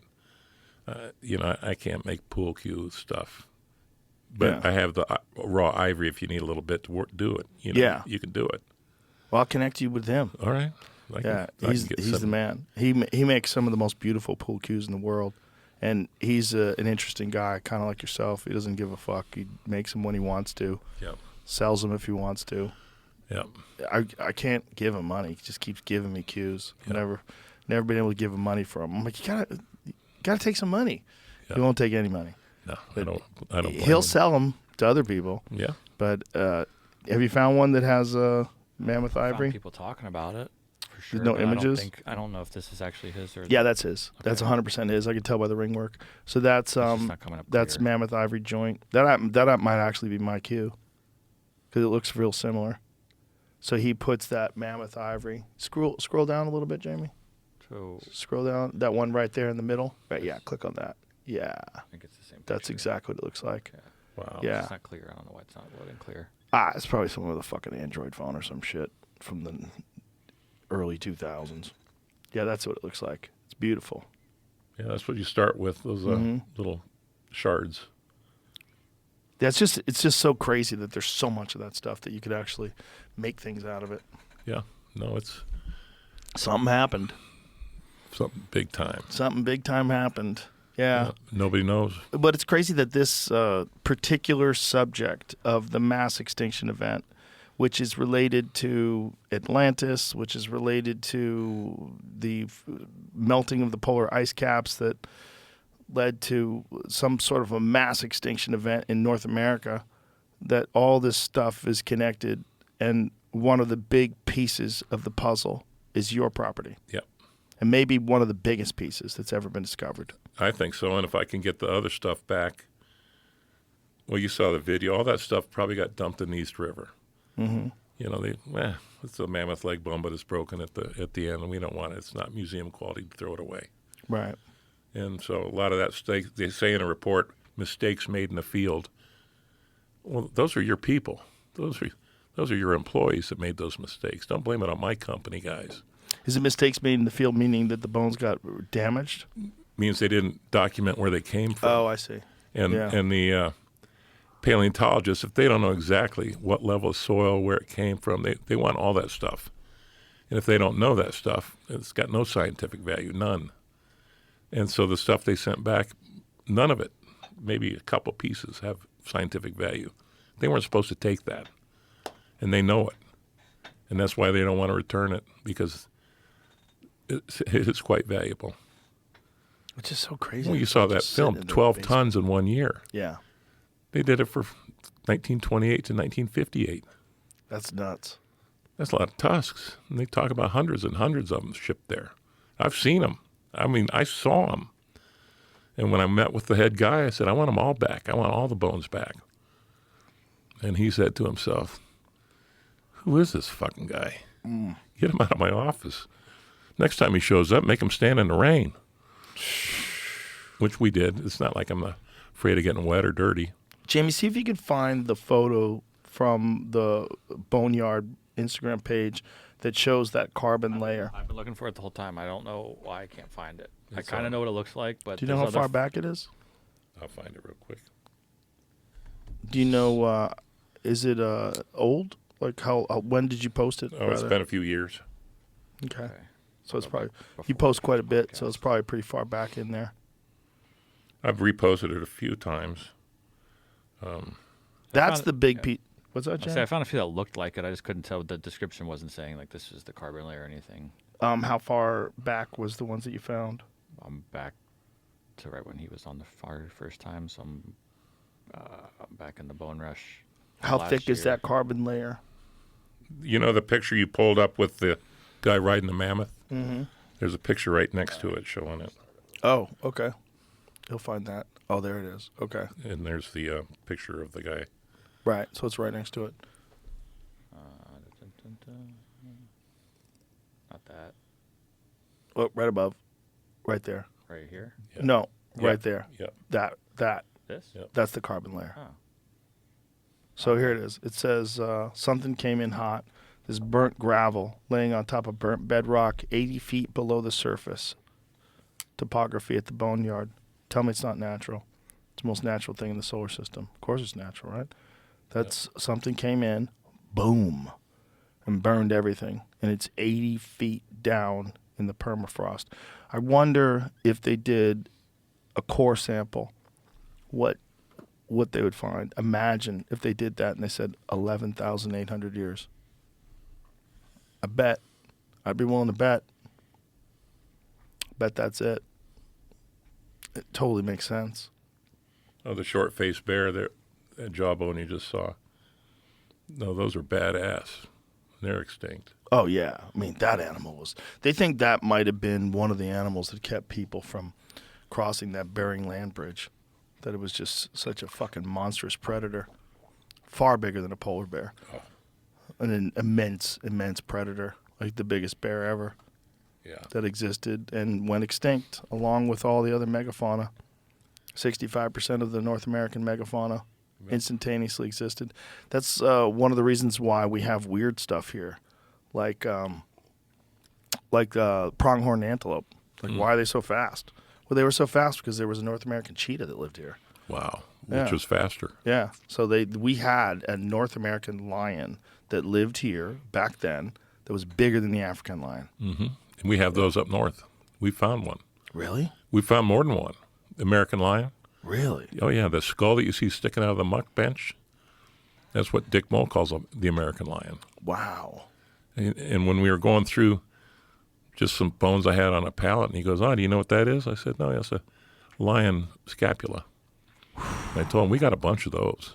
Really? Yeah, we do. We got a bunch of those. So was there supposed to be a North American lion as far as the...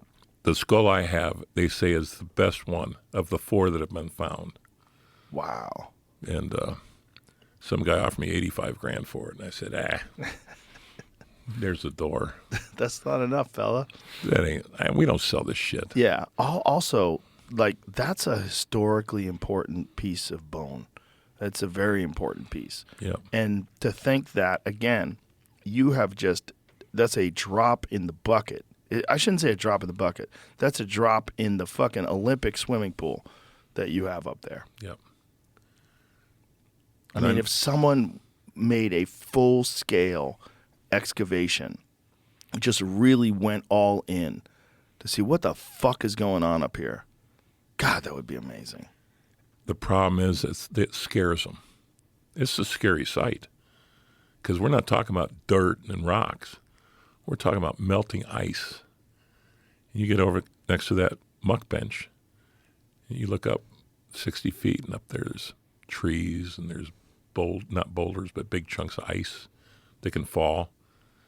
And so we're real careful with our guys. Don't go under there. Oh, have you had any kind of collapses before? Oh yeah, yeah. We had a piece of ice we knew was going to collapse, and we kept working on it to make it happen quicker by undercutting it with the giant. And it was When you say the giant, you're talking about the water sprayer. right. Yeah. And it collapsed 2 days after we shut the pumps off. Ooh. We knew it was going to go. We said, "Okay, stay out." That was 5 stories tall, the piece that broke off. Wow. It took us a whole summer to get rid of it with the giant. But within that thing was about half a dozen tusks. Wow. So we just sprayed it and come back and get a tusk. And we restore the tusks. If they're not broken, we fix them. We got a bunch of them restored. A bunch. It's just so nuts that there's this one area that has so much. Not 5 acres either. 2.1, Albert. I mean, 2.1 is like a really big backyard for a nice suburban house. And I think I mentioned to you, it goes all the way, it goes downstream where there is a creek that's a mile long.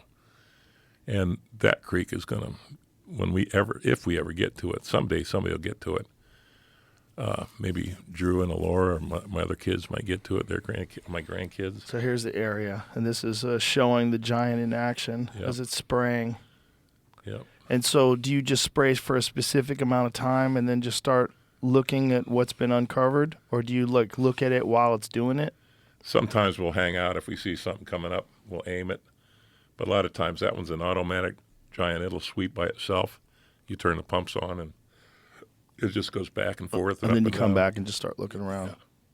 Wow. It's like looking for Easter eggs.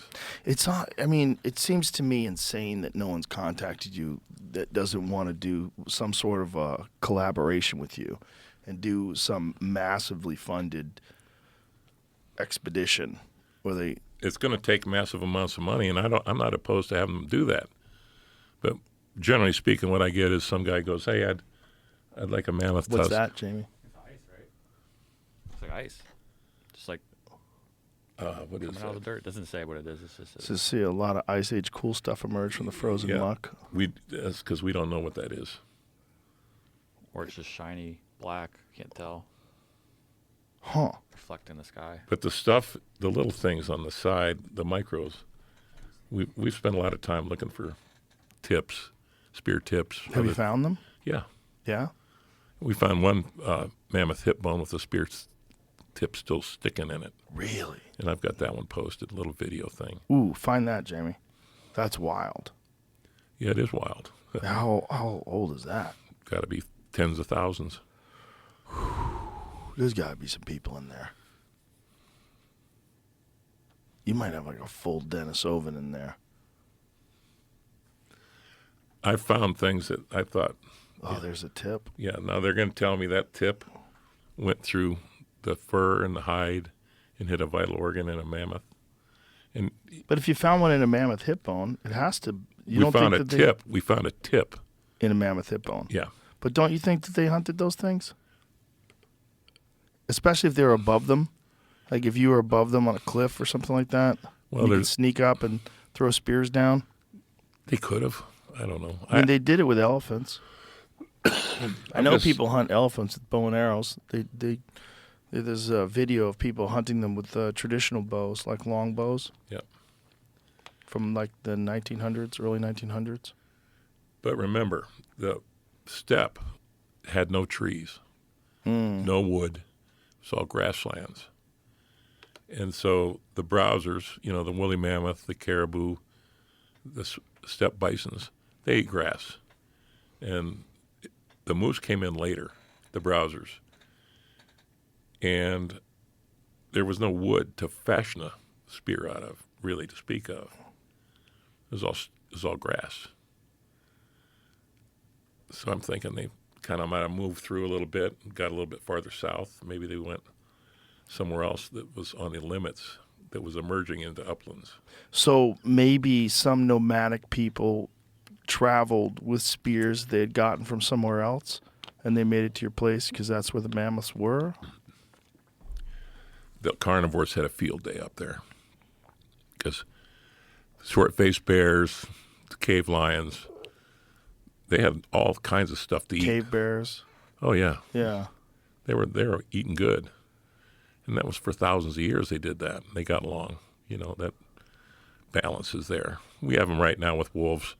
You have a year with a lot of wolves, and then you'll have, they'll kill everything, all the moose.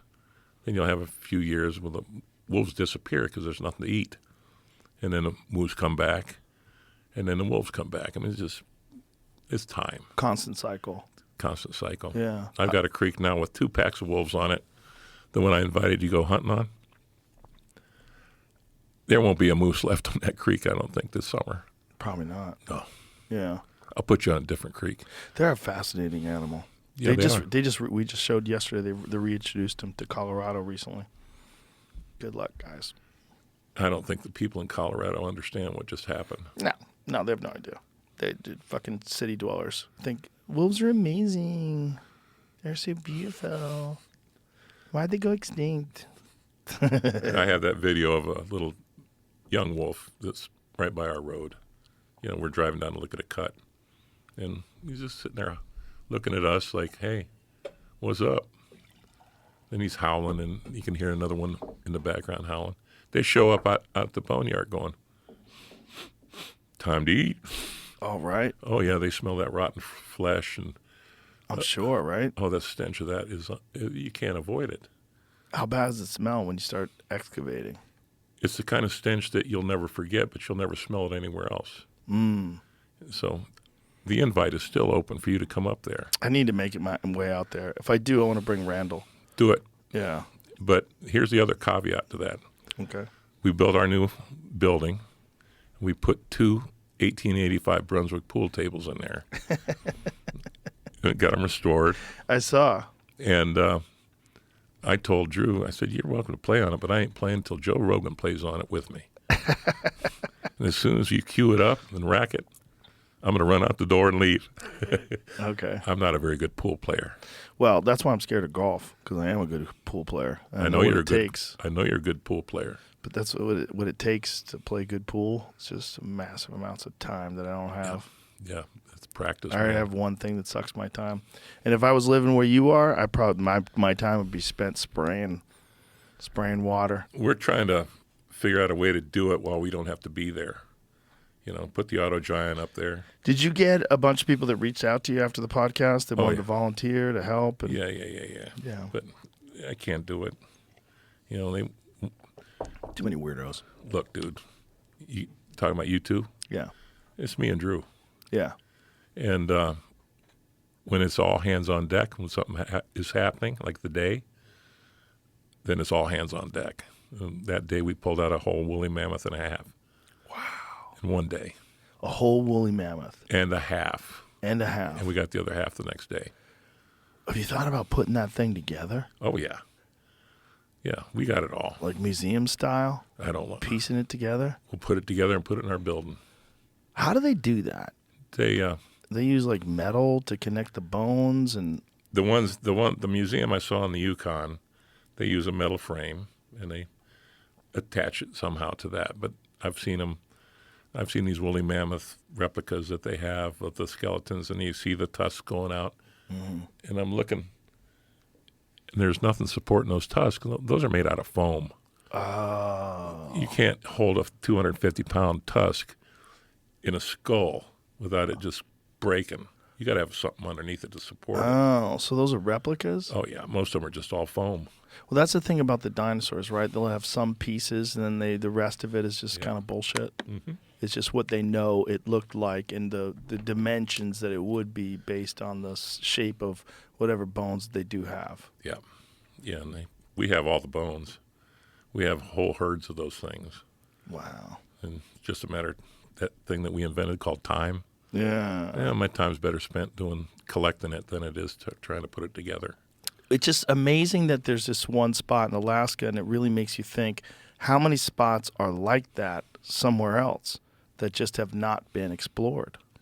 Well, I told you last time that guy Chuck says there's 10,000 of those dead animals on my property, woolly mammoths. 10,000. 10,000. That's the estimate. Yeah. He's the carver. And he's dealt more woolly mammoth bones and tusks than anybody I know, probably in the world. It just makes you really want to imagine what the scene was like when it all went down. What the scene was like, shh, boom, Boom.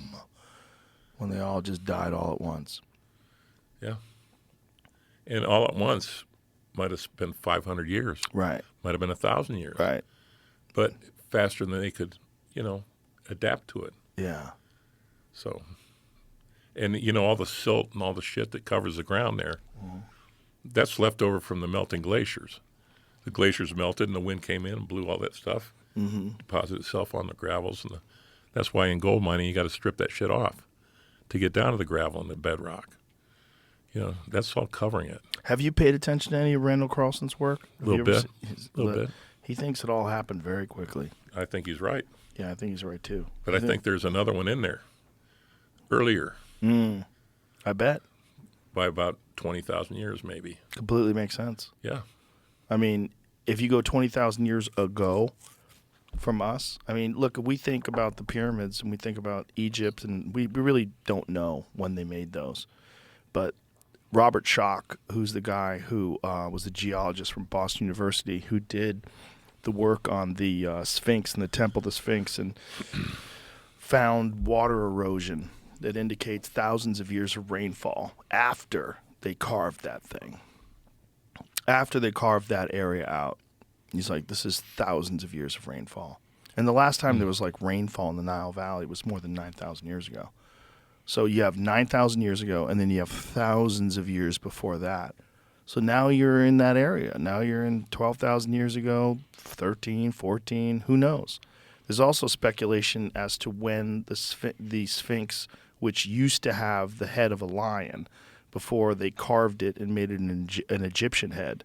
And they think that because the head of the Sphinx is much smaller than the rest of the body, it also has much less erosion. And then they go back to, okay, at what point in time was this thing pointed towards the constellation Leo? Right. And now you're at 30,000 years ago. Yep. And they think that might have been when these people had made this thing. And I've heard you talk about the pyramids and the engineering that went into it. And how do you move a block like that 500 miles? Yeah, insane. So well intricately cut, you can't even put a razor blade between the fits. Yeah, amazing. You can't do that now. Well, 2,300,000 stones that weigh between like 2 and 80 tons, perfectly placed. The true north, south, east, and west.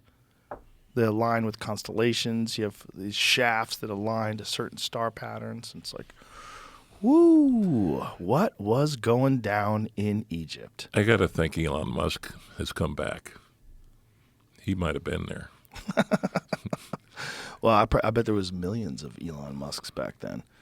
Who knows? I mean, I really firmly believe that we are sort of a reimagining of human civilization, and that human civilization, as it were, when they did construct the pyramids, was probably more advanced than we are today in a different way.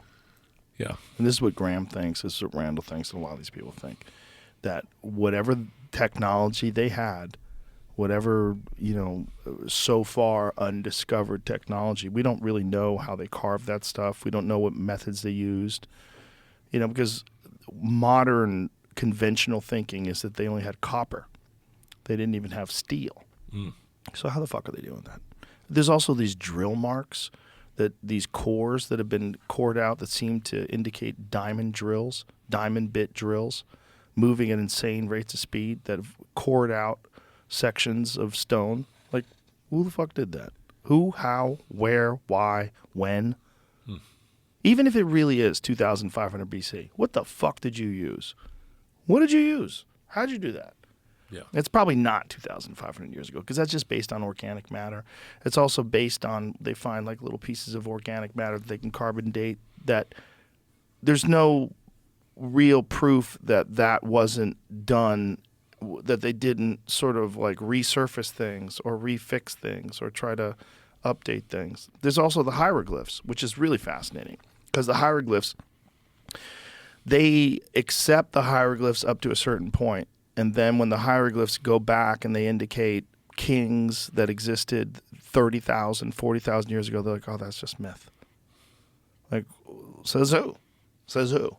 Says you, because you've written books on this and you've taught lectures and been, you've based your life work on this timeline.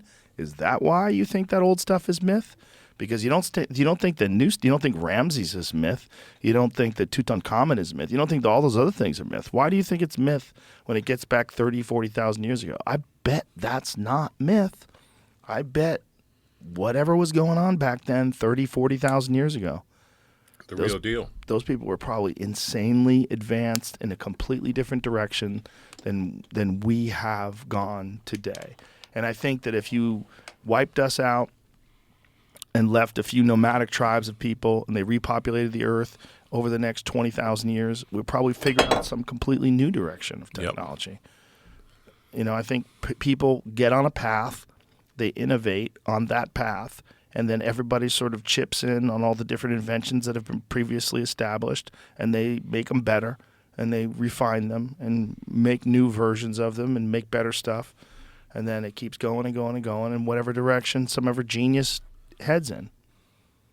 And there was probably some fucking insane geniuses 30, 40,000 years ago that figured out some stuff that we haven't figured out yet. And they probably were more advanced in that direction than we are today.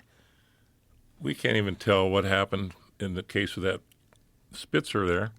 What happened 200 years ago? Right. Who were Yeah. those folks? Who the fuck did that? Right. And why? Well, do they think people were living there 200 years ago? Nobody thinks nothing about nothing because Fairbanks wasn't there. Fairbanks wasn't discovered till 1902. So they have no idea. 8 or 12% of the carbon dating, you know, they say that they spread out a long timeline. Mm-hmm. 12%, I think, came in around 1600, late 1600s for that. Then it's in the 1700s, there's more.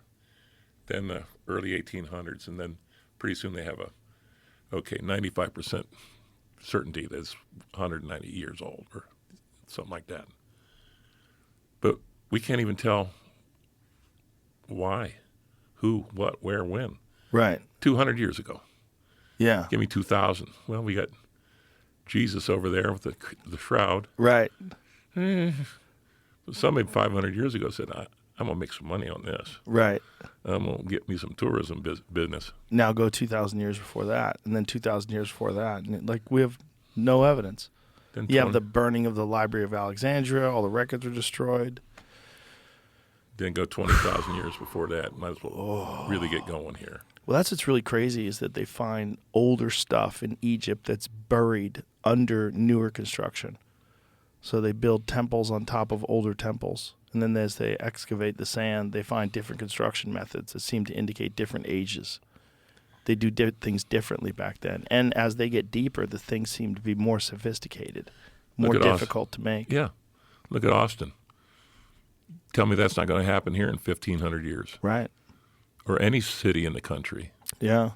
You know, but we're only here for maybe 100 if we're lucky. If we're lucky. I'm thinking 100, you maybe not be that lucky. Maybe 80's better. Depends. With modern science, I mean, they think that we're going to be able to live to be 150 and thrive. I'm going to get me a clone going. Yeah. Just download your brain into the clone. Imagine a 20-year-old John with the brain of you now.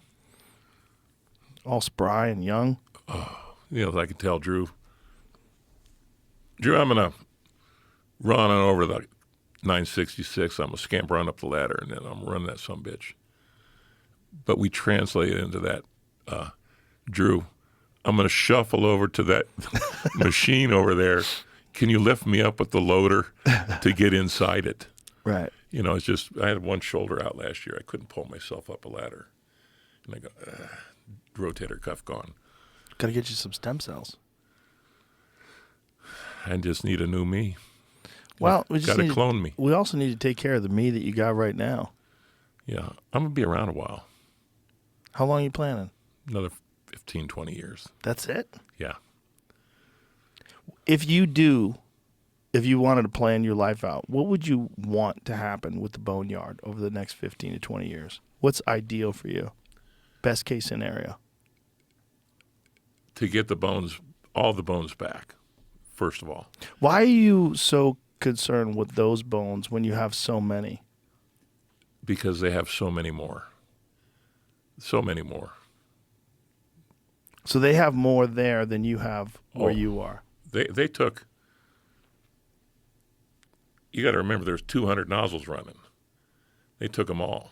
They took hundreds and hundreds of thousands of bones to New York City. Hundreds of thousands. I've only got a couple 100,000. They took millions. And they've got them all. They got them, every one of them. And the guy that was their collector, excuse me, he was just a field hand on the Alaska Railroad. And they said, "Hey, you want to collect bones for us?" He said, "Sure." So he ended up, when it was all said and done, with an honorary doctorate from the University of Alaska, who was in on it, by the way, on this tripartite agreement, and probably influenced by, Charles Frick, the son of the industrialist that used to shoot his laborers because they wanted more money in the steel industry. Yeah, Henry Frick was a prick. Where was this? In America. Look up Henry Frick. He used to shoot his workers if they wanted more money? He had a gang of gunmen come in when they were striking to make better wages. And he was killing them. This is in our steel industry. What year was this? It was on the Men Who Built America. It was on that show. Ah. He was the old man, so it was back when the steel industry was just getting going with Carnegie and those guys. Childs was his kid. So here it is, a lifelong opponent of organized labor, and his refusal to allow union workers at his mines led to the infamous Homestead Strike of July in 1892, in which 10 men were killed and 60 wounded. The same month, Frick himself was attacked in a failed assassination attempt by a 25-year-old Russian anarchist. Wow. What did Frick do to his workers? In June of 1892, he slashed wages, evicted workers from their company houses, stopped negotiating with union leaders, and threatened to bring the Pinkertons, a detective agency for hire that amounted to a private army of thugs. Wow. That's what he did, too. Oh, man. And the guy that his kid, Childs, is the one that was head of AM&H. And he hired this guy Geist to go out and collect fossils in Alaska, and he just didn't limit himself to here. He went out to the West Coast. It says Frick fired 2,500 of his workers and cut their pay in half of those who remained. At one point, he was named the most hated man in America. Wow. Fucking greed.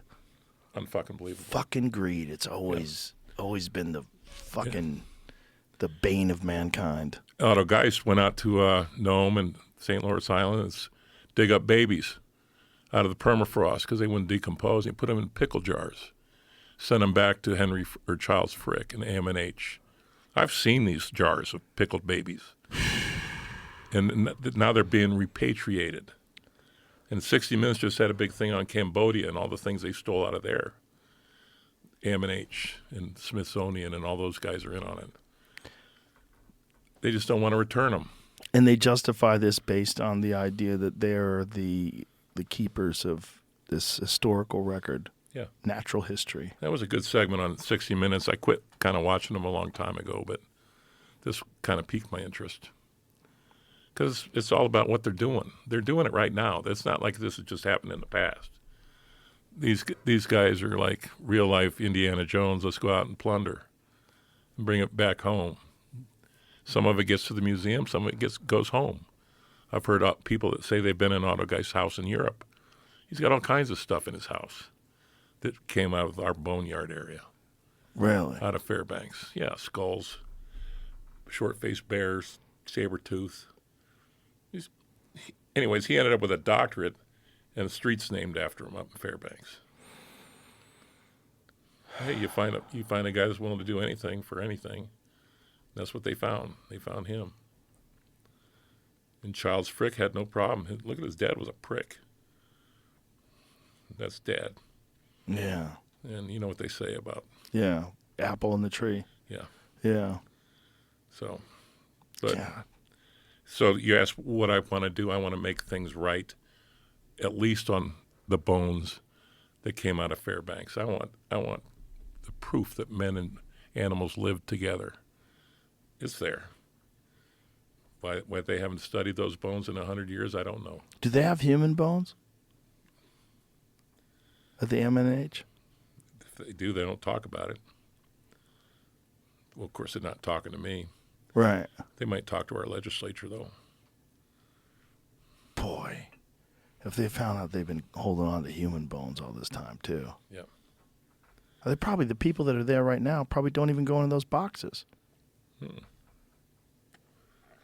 So if you're dealing with stuff from more than 80 years ago, well, who the fuck knows what's in there?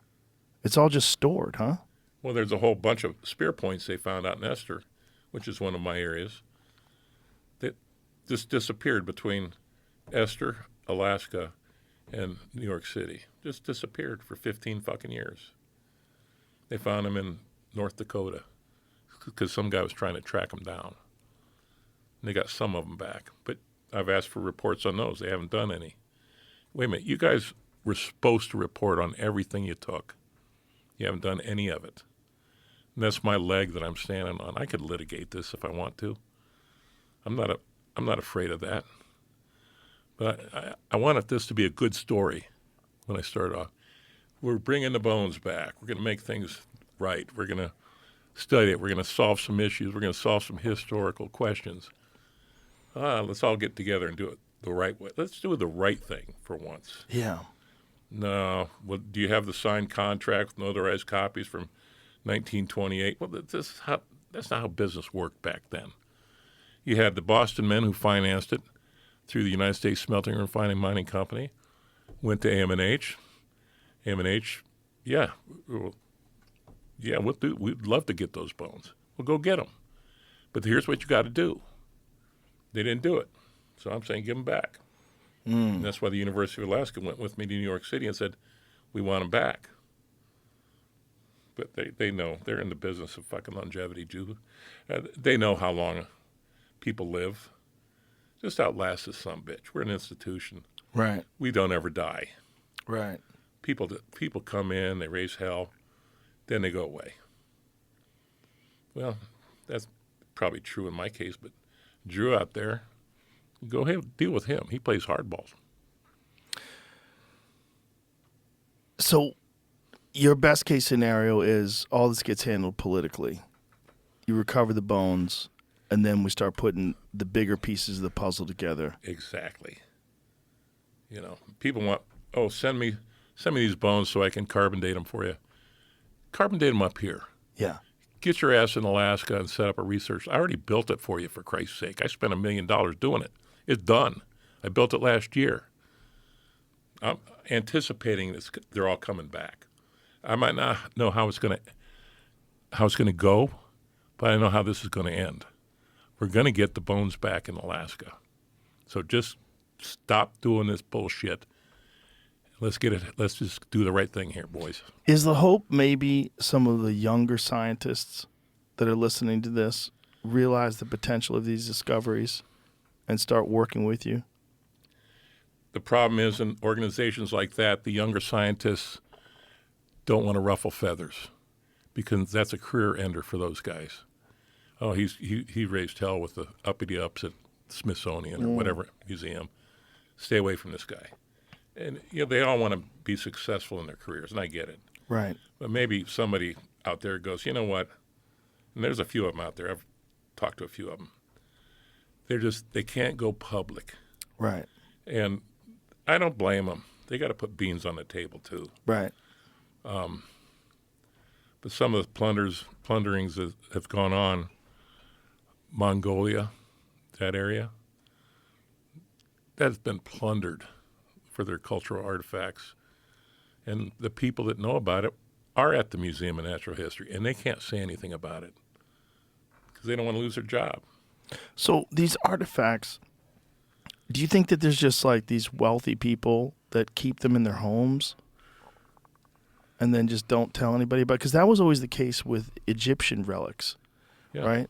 That because we don't even know how many tombs were raided over the several thousand years and where all those artifacts went and what happened. I mean, because we know that like when they found King Tut's, when they found all of his remains in the sarcophagus and all the gold line this and gold line that.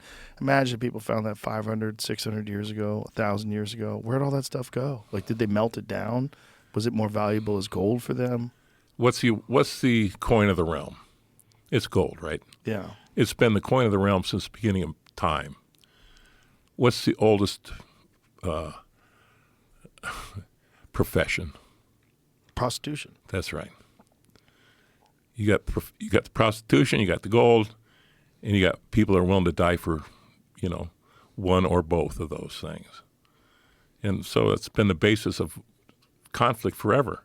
You could melt all the gold down that's ever been mined on the planet. It's still here. It hasn't gone anywhere. You can't get rid of gold. You can't vaporize it.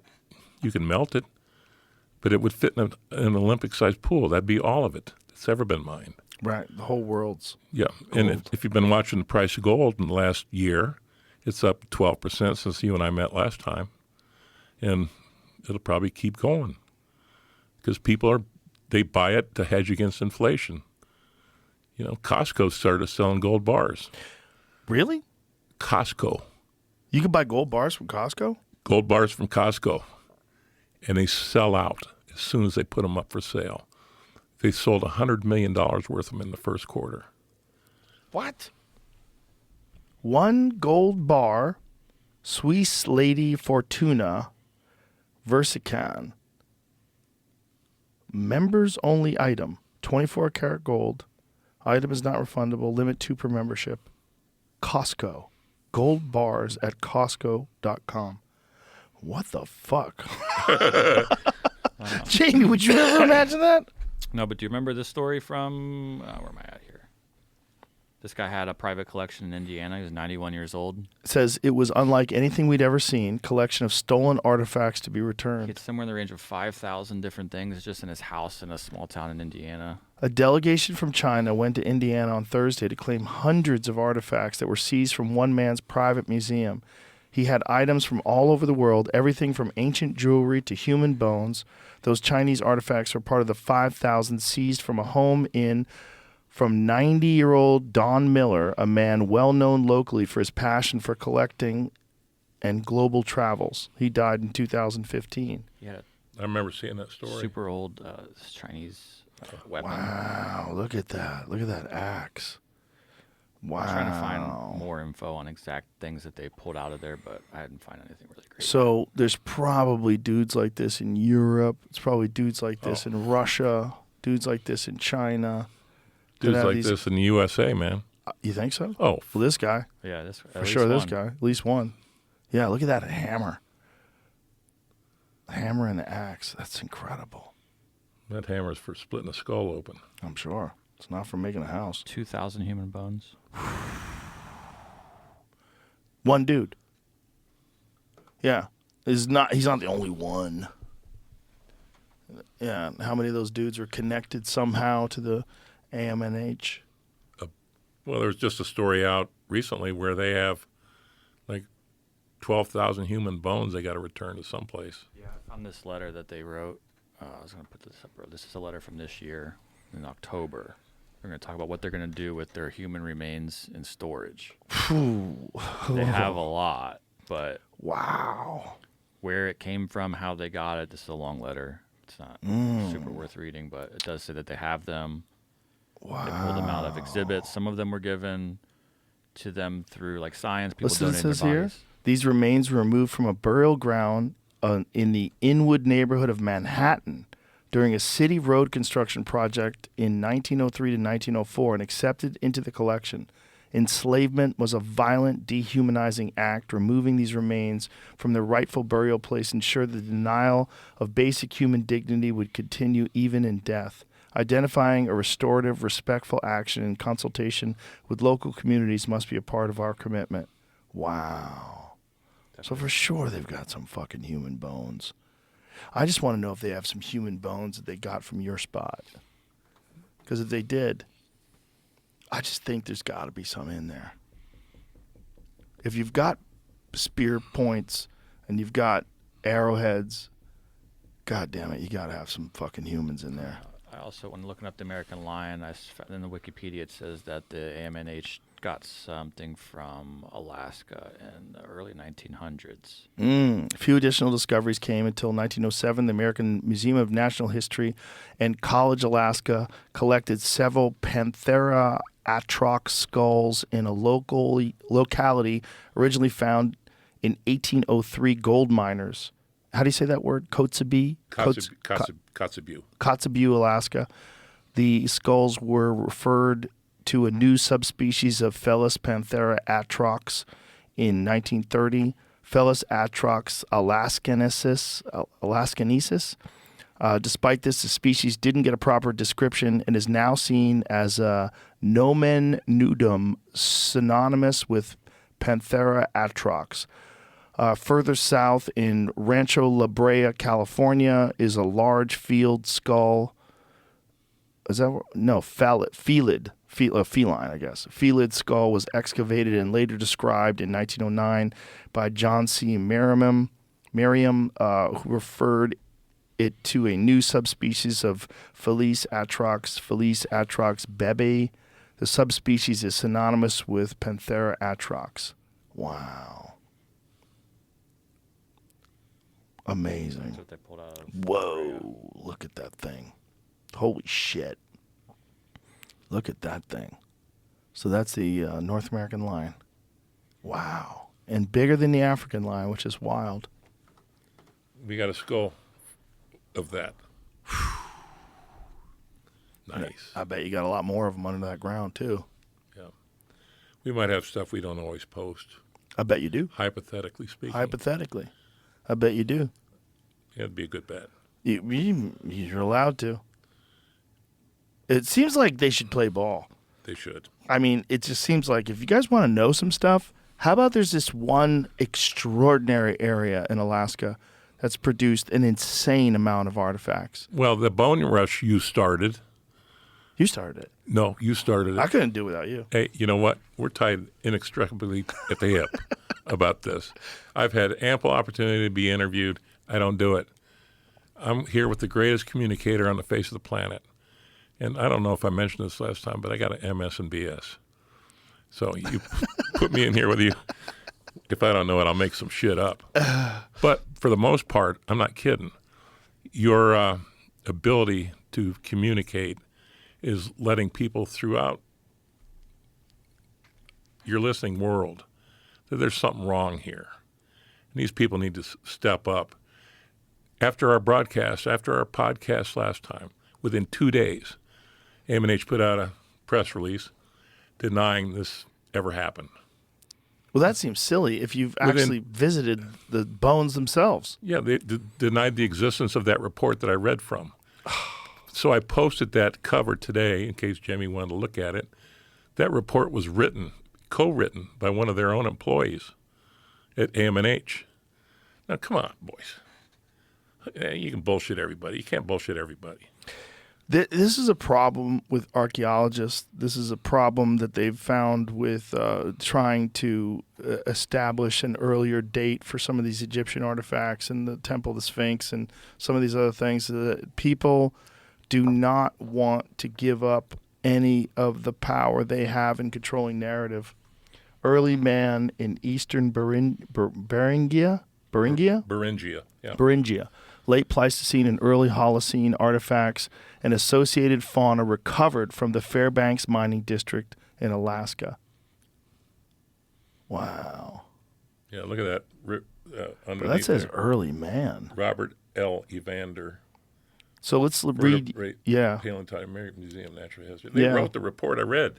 They wrote it. And what you said here is on your thing. It says this is the document AMNH said they have no record of. I read it on Joe Rogan podcast a year ago and identified the spot in the East River where the AMNH dumped approximately 50 tons of my company fossils back in 1949. It started a bone rush. Though it only took 2 days for AMNH to issue a press release denying it existed, note that one of the authors, an employee of AMNH, co-wrote it. My goal is to get the remainder of the collection still stored in their basement sent back to Alaska so the scientific research can be conducted on them. I'd like to see these elitist snobs hauled in front of Congress and testify under oath about their misdeeds. That process is underway. Alaska is not the only state nation the AMNH plundered archaeological, paleontological, anthropological, and cultural resources and artifacts from. They're doing a disservice for the people that want to understand things. I mean, they are a blockade to understanding how there is this area that you own that has this insane amount of bones. It's insane, and it's a massive mystery, and it's one thing that is so compelling to human beings that want to know, like, what is going on with the history of animals and the human race, and also with this theory, this Younger Dryas impact theory. If they can just do a core sample on that area that you have uncovered that's 80 feet down that shows all this carbon that seems to indicate massive amounts of fire and something big, as you said, something that came in hot, and that there's evidence of this all over the world now. Because of the research that's been done on this Younger Dryas impact theory, they know that there's a layer of iridium that exists that indicates that something from space, iridium, which is very common in space and very rare on Earth. Yep. There's a layer of this shit that indicates we got hit. And if you add that to what you have, this layer that shows some fucking insane event took place in your area that led to all that burning and all these fucking bones, man. How is this not something that they are actively collaborating with you and working together with the scientific community to get an understanding of how this took place? Because I think it gets back to the whack-a-mole game. You know, some guy steps up and goes, I'll do it. And they go, well, you're not going to have work in the industry anymore. Right. Well, we're going to blackball you. You know, they're afraid to. It goes against the grain. They don't want to stick up for some dirt tramp in Alaska who's saying, come on, let's study this stuff. I already built the building for you. I did it already. That is what's really crazy. You really did spend over $1 million to build a scientific You saw the research pictures building. of it. Yeah. I got all the receipts in there. I mean, I got everything they need. Just bring the bones back, and I'll build another building just like it. You know, what do you want me to do? People go, well, have you carbon dated all your... No, it's not my job. Well, have you done this and have you done that? What are you asking me for? Why don't you call AMNH and ask them? They're the ones that are supposed to do this shit, not me. I don't have the skill set. I'm not a paleontologist. I'm just a simple fucking boner making my way through life. Well, super boner, actually, Joe. Yeah. All you have to do is get one piece out and you're a boner. Yeah. I'd like to be a boner. You're going to be a boner. I need to be. You need to come up, bring your friends with you. Yeah. We'll go out there and have a boner party. We need to make a YouTube video. Oh, yeah, fuck. Yeah. Yeah, put you on the manual giant. There's a workout there.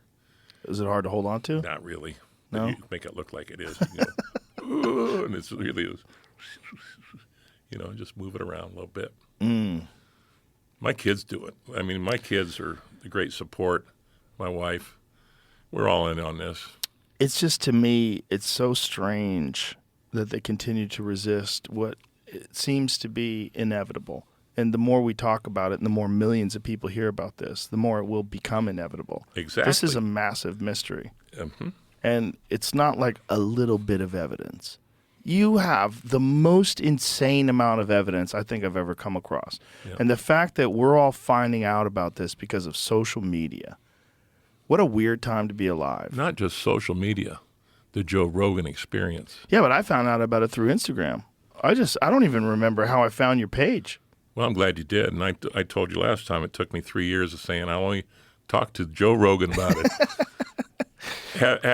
Knowing that's not ever going to happen because I didn't want to talk to nobody about it. But when we talked about it, I got to tell you that my Instagram blew up and went from like 40-something thousand people following my page. I think it's at 370,000 now. We'll see what happens by this time next year when you come back again. Sweet Jesus, I might build a political base. I might have enough people that can contact their legislators. Well, that's the hope. The hope is that if we can continue to highlight this and could just continue to show people this is really important stuff, and there's a reason why people are so fascinated by it. And we have all been fascinated by the history of the human race and the history of animals and the history of whatever caused these extinction events. We're all fascinated by this. And they're doing a disservice to humanity by not exploring this further and by not playing ball. Yep. They should play ball. They should get involved in this, and they should do so in an honorable way where you don't have to bring in politicians. This should be something that, as educators and as these are the curators of this information. These are the people we turn to. This is one of the most prestigious institutions in the world when it comes to natural history. It's supposed to be. Yeah. And they're not doing themselves a service doing this. This is a big disservice. And did you just invite me back for next year? Let's do it again. I gladly accept. Let's have this an annual thing to see how much progress we make.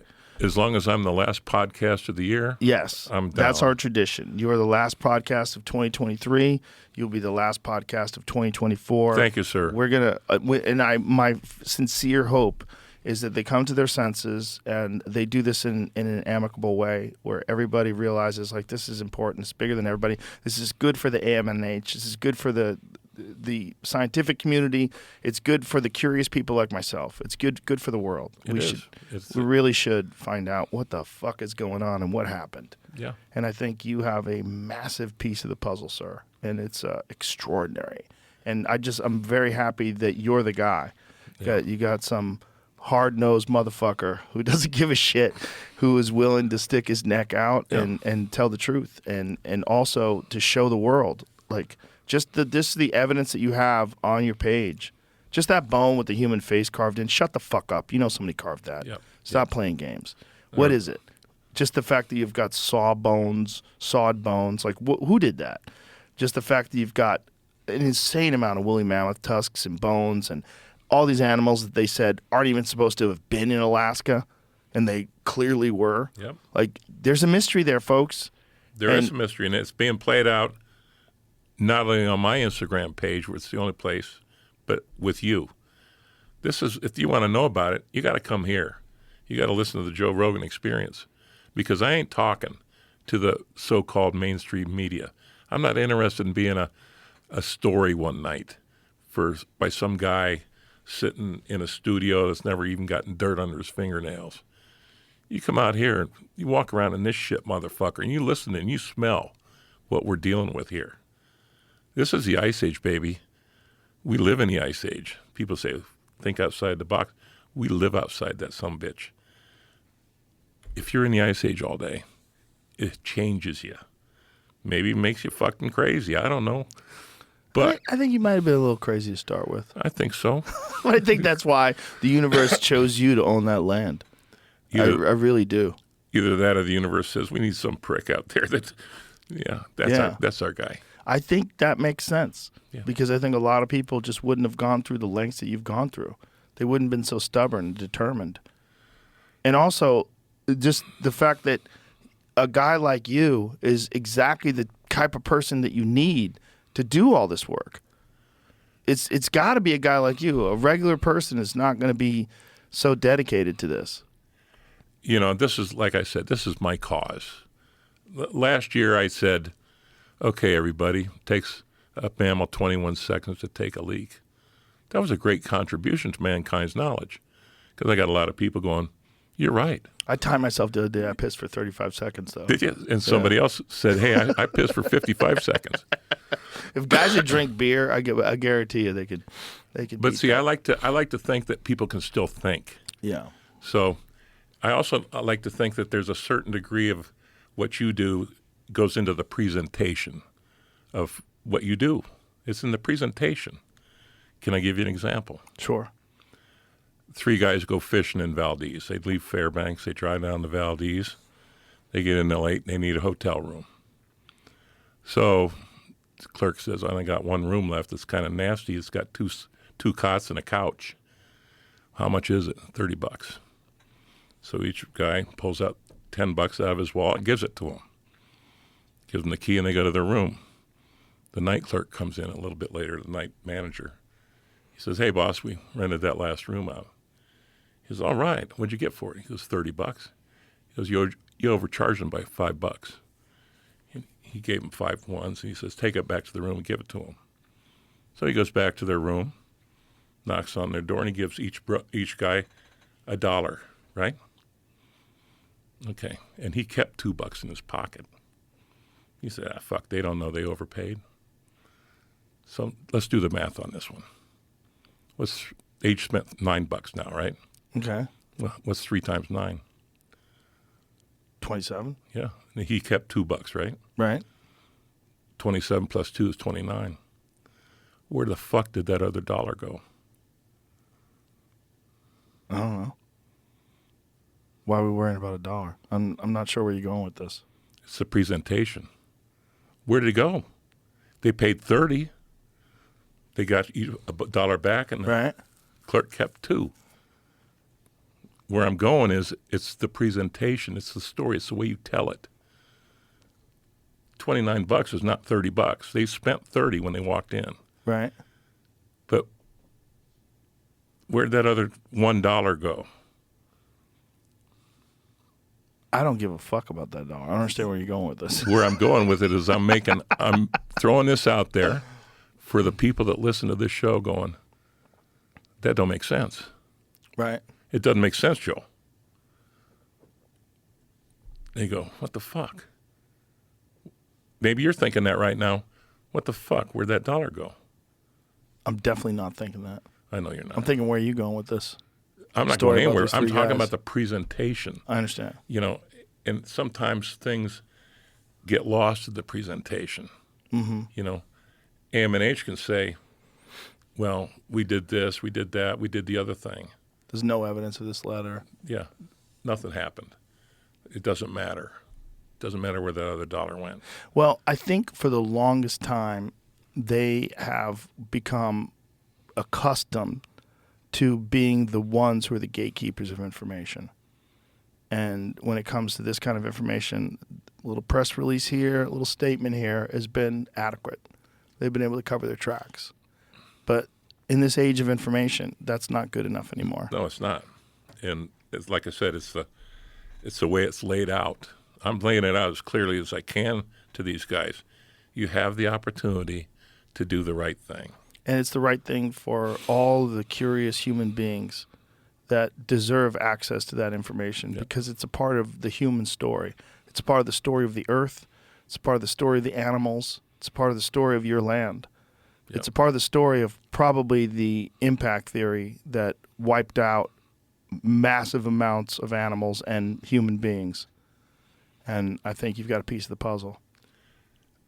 We have 20 pieces of the puzzle. It's 1,000 pieces I want. I won't get them all because I know a bunch of them were stolen. Well, let's hope that by this time next year, things have progressed. And when we talk about it in December of 2024, for the last podcast of 2024, let's hope we've got some good news for people. Yeah, and when I got a hold of you and I said, I don't know if I have anything, you know, I was trying to give you an out, like, just in case he's got nothing for me. I was trying to manage expectations is what I was trying to do. A lot of people liked my podcast with you last time. They're going to like this one too. And I just don't want to disappoint you or disappoint the people that follow you or listen to these stories because, frankly, some of them might not be interested in it. A lot of them are, and I think a lot of them now are invested in this, and specifically since when the bone rush yielded results, and now people know it's true. Yeah. Undeniably. Yeah. Undeniably. Steppe bison jawbones they're not supposed to be at the bottom of the East River exactly where you said to look for them. And what are the odds of that? And don't forget what I told you about there's other people out in the river. Yeah. We're talking if I have a guy come up and go, hey, I want to go prospect this creek. And I say, okay, go ahead and prospect it. And they go prospect it, and it comes in really hot. It's good. But somebody else comes along. I'm not going to send them to that creek. The other guy's already there. Mm-hmm. So there are things happening in the East River that spread all over the place This guy might find this. This guy might find that. These other guys might find that. I'm not going to tell any of them anything. You go about your business. I'm not gonna divulge any confidential information to anybody. Just keep looking. I don't envy him for it. We don't have to look. We go get coffee. We go drive out there. We pick up a tusk. Coffee's still too hot to drink. These guys got to get on a boat, go out in the East fucking River, put on scuba gear, go down there with zero visibility. That ain't easy. How are they finding them? I don't know. My daughter out there, Lauren, she went on the boat with them, I think, last year. She was in New York, and she went along for the ride. And that ain't easy work. No. But I hope they find them. I hope they do too. I hope they hit the mother lode. Me too. And I will tell you this: the mother lode is still out there. I know that. We're gonna piece it all together, my brother. We are, and we're going to talk about it next year. See you in a year. Yes, sir. You're the man. You're the man. You're the man. No, you're the man. You're the man. Thank you very much. Appreciate you, sir. Thank you, Thank sir. you very much. My pleasure. All right. Bye, everybody. Bye.